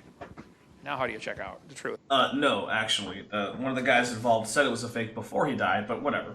But anyway, there are other lakes besides Loch Ness. There's Loch Lochy, Loch Morar. There are many other lakes reporting creatures. There's one called the Morgwar, the Cornish sea serpent by England. The English Channel has many reported sightings of a creature like this. In 1749, in England, a creature was caught resembling in some degree an alligator, but having two large fins. The body was covered with impenetrable scales that had 5 rows of teeth. Well, we know plesiosaurs didn't have scales, so that's already gone as an option. It's like, we have plesiosaur skin impressions, Kent. You could check on this stuff. You could check on something for once in your life. Just check. He's not going to do that. 1934, this thing washed up on the beach in Normandy, France. There's a guy. What is... I mean... That could be almost anything. Get a better picture, Kent. I mean, okay, there's a guy for scale. It could be a giant squid. It could be a whale. I can't even tell. I don't even see how he thinks that this is a good argument. It's a completely incomprehensible photo. Standing there looking at it for scale. A couple of scientists reported this creature swam past their boat in Brazil in 1905. They reported the whole thing in a scientific journal. The creature had a long neck. Who took that picture? Did someone swim past the boat, get it in the shot with the boat, and then take the picture? Pretty sure that was a drawing. Maybe. It's possible. Anything's 2 feet possible. high. The dorsal fin, was 6 feet long, 2 feet high, a small head on a neck about 7 or 8 feet long. 2 experienced British naturalists reported the thing. And again, we can go. Again, it doesn't actually look like a real plesiosaur. All day on reported sightings. This thing, in 1977, a Japanese fishing boat pulled this up in their net. It was 32 feet long, 4,000 pounds. Yeah, you know what, Kent? And I don't know if you're going to go into this, because sometimes you do. It was a basking shark. There weren't any actual bones. It was all cartilage in the skeleton. When the proteins were sequenced, they came back as basking shark. It's not a plesiosaur. Unless you want to go with plesiosaurs didn't have bones. Which we know they did, by the way. What? Yeah, I know. They said, what on earth is that? Captain said, I don't know, but it stinks.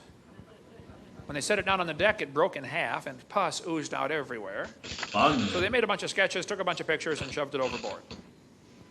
A special stamp was made for Jack. Oh, hold on a second. It was 32 feet long, 4,000 I pounds. want to pause on that picture of They said, what on earth is the anatomy that they uncovered. Captain said, I don't know, but it stinks. When they set it down on the deck, it broke in half, and pus oozed out everywhere. Yeah, that's So they made a bunch of sketches, took a bunch of pictures, and... Okay. So here's the thing, right? That sketch is actually pretty consistent with the identity of it as a shark. For one thing, you'll notice that the limbs don't actually correspond. Like, what are supposed to be the skeleton drawings of this limb don't actually look like tetrapod limbs. Like, Ben, what do you know about the distal sections of forelimbs? They have 1 or 2 bones. 2. What do you see here? I can't tell what I see here. It looks like a blind child drew something. Okay, but like this section here that you can see that no one else can see that I'm circling, it's supposed to be a forelimb, right? Okay, yeah. Okay, well, is that 1 or 2 limbs in the distal section of the limb? I think I'm seeing 2. Do you really? I can't tell what I'm seeing. I only see 1 here. I see that there. I don't know what I'm seeing. Is there like a left and a right there? Well, so what I'm seeing is there's like something that looks like a humerus or a femur if we're in the back, and then there's only 1 bone after it, and then this is just a bunch of rays that come out. It looks like 2 bones with a big hole in the middle to me, but I don't know if that's what I'm supposed to be seeing. Oh, you mean like the left and the right could be 2 sections, but then that would mean that the proximal section would also have 2 bones on both sides. Right. So I don't know what I'm seeing. So either I'm way, sticking with I don't know what I'm seeing. Either way, what I'm getting at is this is not something that could be an accurate drawing of a plesiosaur anatomy or any tetrapod anatomy. No. Okay. Shoved it overboard. Special stamp was made for Japanese mail, 1977. Now, some people... Okay, look, here's the thing, Kent. I'm not actually believing you that this stamp was made to commemorate that event. Because countries all over the place make commemorative stamps of extinct animals. In fact, in some cases, even animals that didn't live in the country. So, Japan making a plesiosaur stamp means nothing. Although I do like the stamp and I want one. argue that it might have been a basking shark, and I agree, it might have been a basking shark. Then why are you presenting this as evidence? But the fishermen on board said, we know what basking sharks are, we don't think it is, okay? Basking sharks, they tend to rot away, leaving the head part behind. There's a basking shark right there. Okay? It could have been a basking, it doesn't matter to me. They said the protein is 96% similar. Yes, I know, but nobody's ever seen plesiosaur protein. Okay. Yeah, but we know they were diapsids.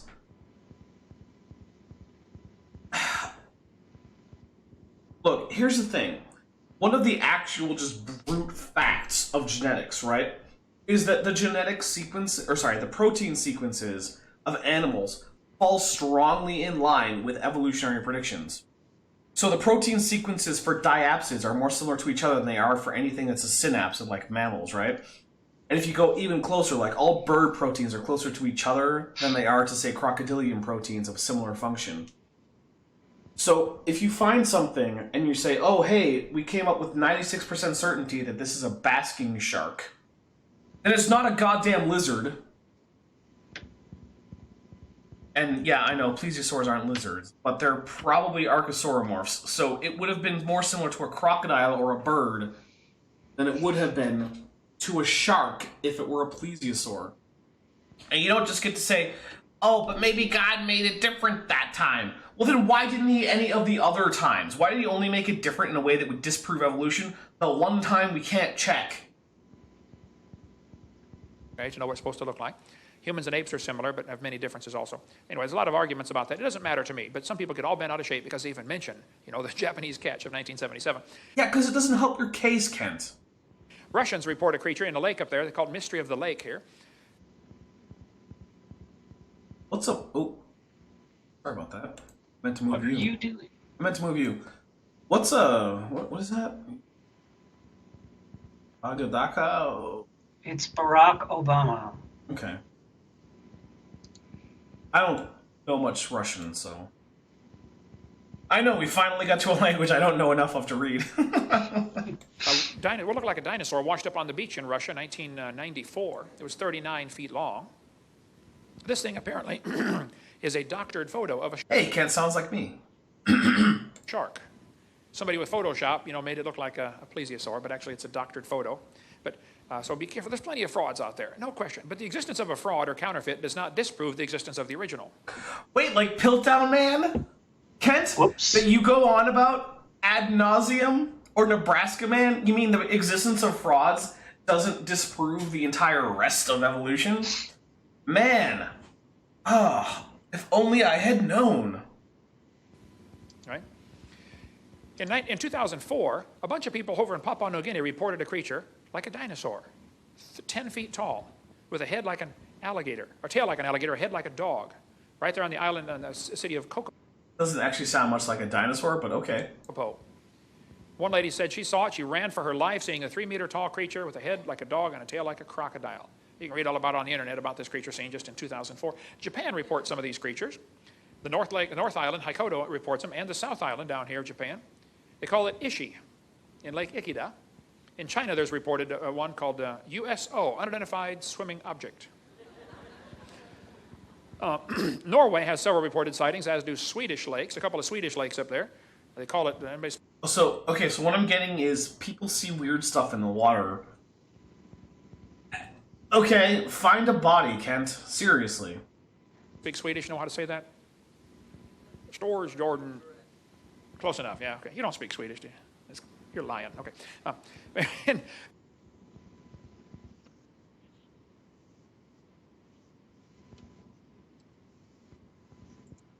Norway, they've got a creature. They say it's very similar to the Loch Ness monster. Hundreds of folks claim they've seen it. It's in the news occasionally, kind of like Loch Ness, okay? Canada has reported sightings of these creatures, Canadian lake monsters. Nessie's Canadian cousin. There's a lake in the town of Kelowna called the Lake Okanagan. It's a huge lake. It's 80 miles long. Hey, British Columbia, I've been there. The, what is it? The city... Where do we go in British Columbia, Ben? Victoria? Yeah, Victoria. The city government paid for my drinks one night. But at a no-limit bar. Want to know what happened? They lost a lot of money. They lost all of their... The entire budget was gone through. And then the ship's morale, welfare, and recreation department said, oh, we'll put the rest of the tab. And they said that less than halfway through the night. So, yeah. I got a lot of alcohol that night. I've been up there twice to speak in the town of Kelowna. The natives call this creature the Ogopogo. We sell a book on our table back there if you want to get that. The Ogopogo. Very similar to Loch Ness Monster. Thousands of folks claim they've seen that one. That doesn't look at all like a plesiosaur. Plesiosaurs had big, barely inflexible chests, Kent. They definitely couldn't do that. This article says they were the latest among thousands to see something strange in this narrow 80-mile-long lake.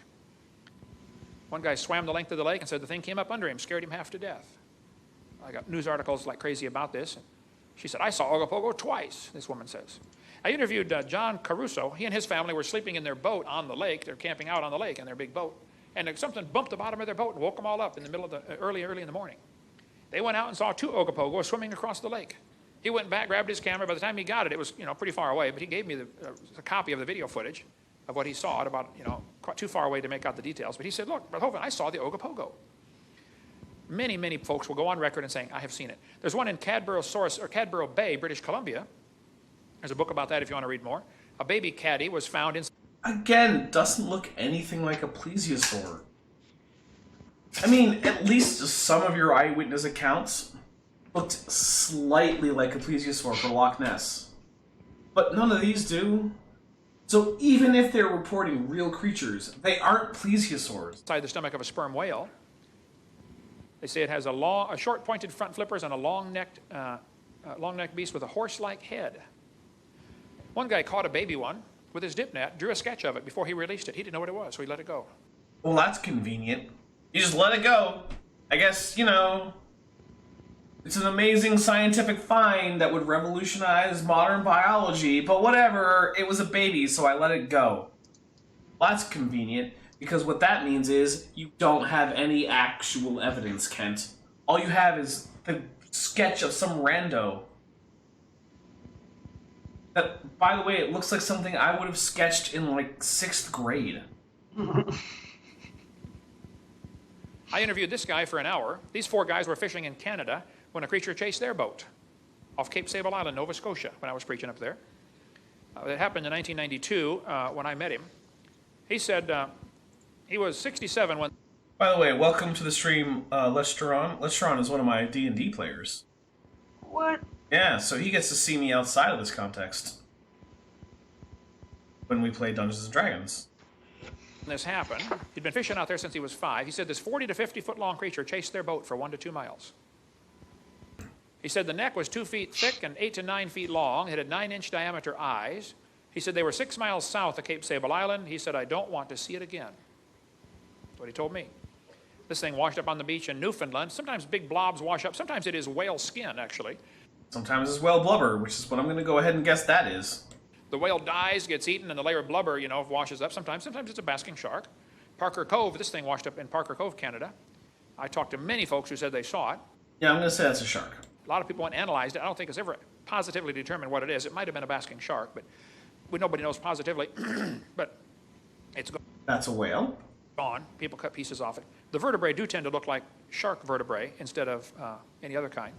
It's just interesting that stuff like this washes up on the beach. But we sell a book called Monster Monster. But the thing is, Kent, shark vertebrae and whale vertebrae and plesiosaur vertebrae don't all look alike. In fact, shark vertebrae aren't even made of the same material as the other two.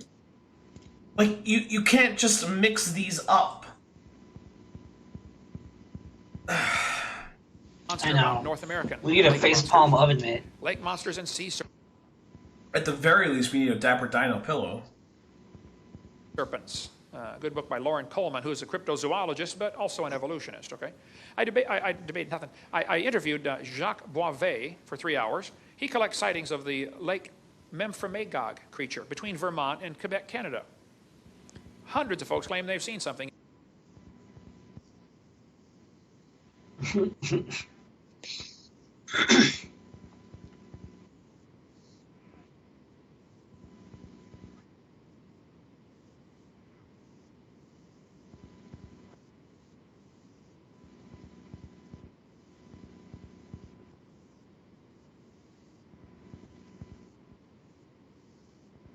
Mm-hmm.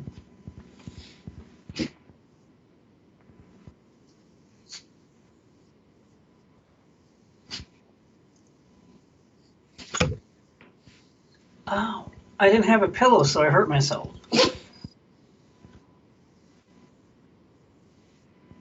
Because then you'll have to get a new mug and a new face. In this lake up there in Lake Memphremagog. Creature's been seen in the Potomac River. There's a book about Muted? the great New England sea serpent. There's an island off Connecticut in Rhode Island called Block Island, where many folks claim they've seen creatures swimming around out there. They Still go get the pillow. It's $26. Just get a pillow. I'm drunk. call it the Block I was Ness right. monster. You should not have got another drink. One washed up in 1996, another was something else. That's possibly true. But the chat said otherwise. Washed up in 2004, never was identified that I know of. And I interview people all the time. It's an oarfish, Kent. I mean, like, you don't have to go with the most ridiculous explanation. Lake Erie's apparently got one. Erie's Bessie matches Nessie. They say it's 35 feet long, has a snake-like head. It's in the newspaper once in a while about Lake Erie's monster. Okay, you can read all that for yourself. But a dead baby creature was found on the beach of Lake Erie. The guy took it home, stuffed it, and mounted it. He's a taxidermist. He said, "You tell me what it is." I don't know. Dr. Bob bought it. It's in his museum in Texas. That looks like a baby nothing. That looks like a baby statue. That does not look like an animal. Says it's never been identified. They're not sure what. It may be a fake. Nobody knows, but very interesting little critter. I interviewed the sheriff who saw that one of the first guys to see the Situate Harbor. Master Ferreira says, "Well, I'm convinced that Ken Hovind is an idiot. It took you this long." Wait, I want to see how I pronounce the Situate. That's how you pronounce that word. Bob bought it. It's in his museum in Texas. It's never been identified. They're not sure what. It may be a fake. Nobody knows, but very interesting little critter. I interviewed the sheriff who saw that one of the first guys to see the Situate Harbor monster. He said it right? What? I don't know how to process that. What? People from outside Massachusetts don't get that word right. I don't know what to do now. My whole life is a lie. I know what to do. Just click play. 50 feet long when it washed up on the beach. Everybody started cutting pieces off. By the time they got the photo taken, it was pretty butchered up. Some people argued it's a basking shark. Others said it's a real sea serpent. The health department said, "We don't care. It stinks. We're getting out of here." And so they blew it up with dynamite. California, 1925. This critter washed up on the beach. That's the head. Here's the... Okay, hold on. Baird's beaked whale. I'm not just guessing, by the way. I know that that's what that was. That was a Baird's beaked whale. So, there you go. neck going down to the right. Just the neck was 20 feet long. No, Kent, the neck wasn't 20 feet long. The head was separated from the rest of the body by that much-ish. Well, everybody that examined it said it was a plesiosaurus. Well, then everyone who examined it is a freaking idiot because it's a Baird's beaked whale. 20-foot neck. One atheist wrote me a letter and said, "Hovind, you're so stupid." He said, "Don't you know that was a whale?" Oh, well, that guy's right. And you are so stupid. So now just exactly where is the neck on a whale? Where's the neck on a whale? Let's find out.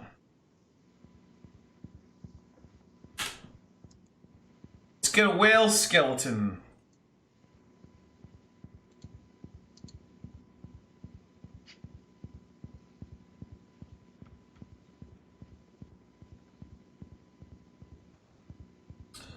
Well, Kent, the neck is between the head and the start of the thoracic vertebrae. Whales have necks, just like all tetrapods. It's one of the defining characteristics of tetrapods. I'm sorry that you're an idiot. Also, I don't know if you know this, but sometimes when things rot, they fall apart in funny ways. What? I know, crazy, right? That's nuts. Also, this is a sperm whale, in case you didn't I did not know. know how I can tell. Because of all the sperm? No. Because it's only got teeth on the bottom. Oh, because of the skeleton. Oh. Yeah, see, sperm whales are odontocetes, which is tooth whales, but non-sperm whale odontocetes, like dolphins and killer whales and porpoises and whatnot, have teeth on the top and the bottom. But sperm whales only have teeth on the bottom. There you go. Ought to be between the head and the flippers. He said it's a rare form of Baird's beaked whale. Oh, it's pretty rare, all right, with a 20-foot neck. Duh. Yeah, things rot in funny ways. We've already established this, Kent. The people who saw it said it's a plesiosaurus. Why is that so hard to believe? Because those people weren't experts. And you're an idiot. You know why people resist explanations like that? It goes against their theory. No, because it's the least likely explanation, Kent. It's called parsimony. In order to believe that it's a Baird's beak whale, all you have to believe is that sometimes Baird's beak whales die, which, yeah, okay, pretty reasonable, and that, two, sometimes things rot in unexpected ways. Again, pretty reasonable. In order to say that it's a plesiosaur, Kent, you have to assume all sorts of crazy crap for which there's no evidence. They like the evolution theory because it gives them freedom from God. That's why they like that theory. And we could spend all day on crypto. I've yet to meet anyone whose reason for rejecting young Earth creationism and accepting evolution was because, oh, I wanted to go, I don't know, have out-of-wedlock sex. No one. Not a single one. That wasn't my reason. No. Was it your reason? Nope. Wait, you mean you didn't just decide that you wanted to go and get drunk and have cocaine and lots of orgies, and that it would be easier if evolution were true? I did not do any of that, no. Interesting. Cryptozoology stuff. I have studied this for years and love. I've interviewed now 100 people that claim they've seen a living dinosaur.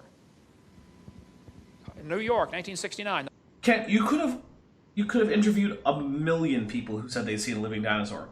Until you provide physical evidence that isn't better explained by any other hypothesis, it doesn't matter. It means nothing. The harbor police chased something much bigger than a whale upriver. Never did catch it. What do you mean much bigger than a whale? We don't have evidence for anything ever having existed much bigger than a whale. Certainly not plesiosaurs. The biggest ichthyosaurs rivaled the blue whale in size. And it's entirely possible that some ichthyosaurs were bigger than the modern blue whale. But not by much. And even if that were the case, what much bigger than a whale thing would have been chased? There isn't even a candidate for what that could have been. Could have been a zeuglodon or a basilosaurus. I don't. A zeuglodon or a basilosaurus are both whales, Kent! And they're smaller than most modern whales. Oh my god, I'm gonna die. Oh. You seem upset. I am upset. Because that was just awful. I want to punch Kent really hard right in the nose. No, but the White River Punch monster in him? Newport, Arkansas. But metaphorically, with the debate. Oh, look, he's even showing a zeuglodon and a basilosaurus skeleton. And Kent, they're obviously whales. Look at them. I mean, look, they have a... All you need to know is they have a division between thoracic and lumbar vertebrae. Bent, tell me you can see the difference. Let's see. Thoracic vertebrae, lumbar... Yep. Yeah, that means that that's a mammal. That's the skeleton of a mammal, Kent.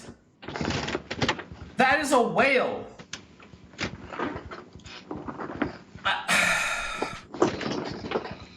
I don't know how I'm going to survive this. It's a good thing that I've had as much alcohol as I've had, because otherwise I would already be throwing things. Has been reported many times. Up until 1973, it apparently disappeared. Arkansas Senate passed a resolution that said it's unlawful to molest, kill, or trample the White River monster.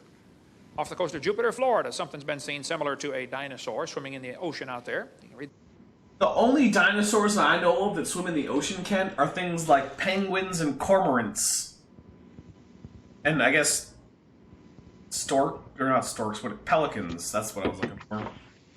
Anyway, yeah, there weren't a whole lot of ocean-going, non-avian dinosaurs. The article for yourself. A lot of this stuff's on my website, Dr. Dino. You can read all about this. There's a lake between New York and Vermont called Lake Champlain, where many people claim they've seen the Lake Champlain monster. I interviewed Sandy that took My sister used to go there a lot. She never saw Champion, though. this picture. I said, Sandy, do you think you saw a dinosaur? She said, no.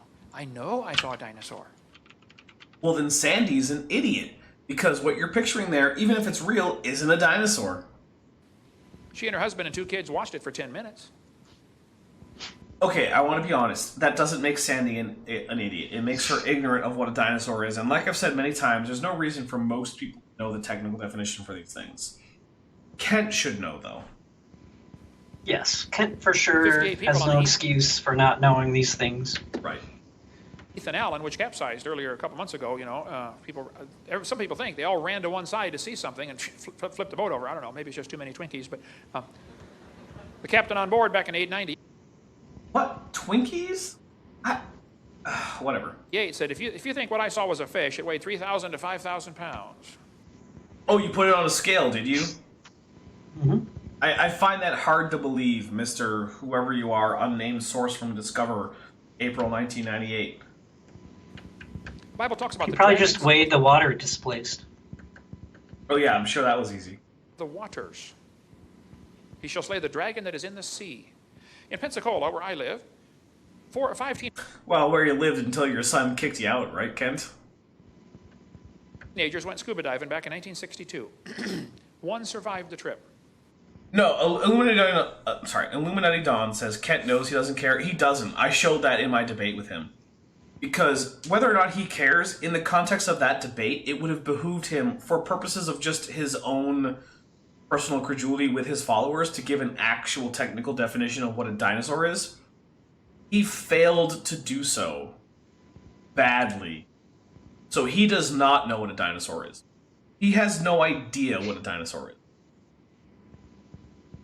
Here's what he said. They were going out to this sunken ship in the Pensacola harbor called the Massachusetts, and here's what he said.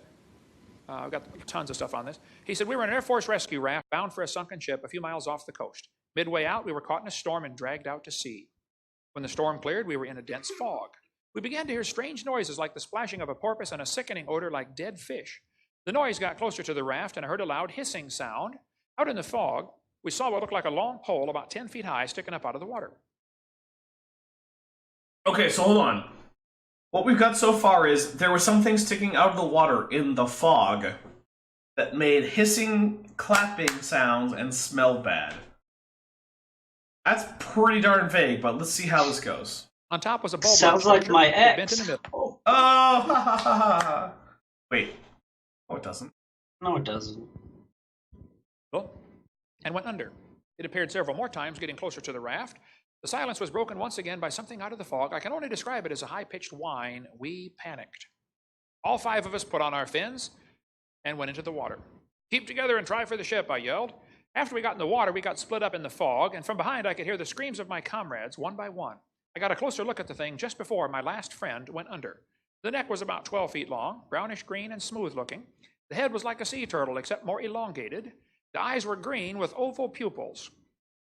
I don't know how long it was before I heard a scream. It lasted maybe half a minute. Then I heard Warren's call, hey, help me, it's not Brad, I've got to get out of here. His voice was cut off abruptly by a short cry. Brad, Warren, hey, where is everybody? I yelled back at the top of my lungs. Larry now swam with Eric and me. Warren and Brad were nowhere in sight. Right next.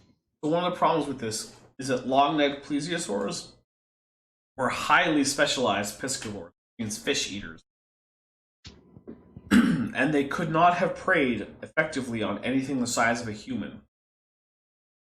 So even if we assume that that description was a good match for a plesiosaur, and that they were in a position to correctly identify such an animal, the behavior you're describing does not actually match anything reasonable for a plesiosaur, Kent. So, yeah. To Eric, that telephone pole-like figure broke water. I could see the long neck and 2 small eyes. The mouth opened and it bent over. It dove on top of Eric, dragging him under. I screamed and began to swim past the ship. My insides were shaking uncontrollably. He drew a sketch of the thing that killed his friends. He said, I finally made it to the top of the... I like how the sketch didn't actually look like a real plesiosaur. It looked like a 1960s paleo art plesiosaur from someone who didn't look at the fossils first. ship and stayed there most Oh, hey, this was from the 70s. I wasn't too far off. of the night. Next morning, I swam to shore, was found by the rescue unit. That's the sketch Brian McCleary drew of what he saw that killed his 4 friends. I was speaking in Fort Walton Beach, Florida one time, and Valerie Bill came to me and said, Mr. Hovind, my stepson, Larry Bill, was one of the kids who was eaten. That story you are telling is correct. Okay, even if your what was it, stepson was someone who died, how do you know it wasn't a shark? But the Pensacola News Journal said, after they interviewed him, They said, this is a beach town. You know, people come here to go swimming. We're not going to report that your friends got eaten by a dinosaur. All right, so I think we're going to call it here because we've been going for a bit over 2 hours, and I have finished my third drink. And by the way, these drinks were like double, so I've basically finished my 6th drink. Whoa. Yeah, I know. So I'm going to go ahead, look, and I think we are $84 away from getting a 2-2 Dapper Dino. Unfortunately, that means that we're going to reset for the next stream. So if you guys want to see the Dapper Dino in a 2-2, you're going to have to start back over. But remind me, because I'm going to forget. Yeah. I'll remember. Okay. So anyway, thank you very much for coming for Kent with Bent 13, Season of the Hovind. Yeah. Mikey, no matter how many times you type 1, I'm not going to keep streaming. I might get another drink. I'm not saying I'm not going to have another drink. It's just not going to be live on air. You're not saying it with coherent speech. You're slurring it. Oh, am I slurring? I don't feel like I'm slurring very much. You're not slurring very much. Am I slurring a You're little? slurring a tiny little A bit. tiny little bit. Yeah. Okay. Oh, and Jens also types a 1. I'll type a 1. Okay, type a 1. Let's see it. Where is it? Right there. I don't see it yet. Roasted. I don't see it It's still. there. I It's believe there. you. I believe you. All right. So, by the way, thank you very much, everyone who came and watched all this crazy nonsense. I'm not positive when the next Kent with Bent will be. Tomorrow, there's going to be the video of my intro-outro music, which is done by Bent Hovind. I'm going to be spending a good portion of tomorrow doing audio recording for my next episode of the whole Big Bang series. Yeah, so I really appreciate everyone coming out and watching me stream. It's been fun, and I will catch all of you guys on the Flip. See you guys next time.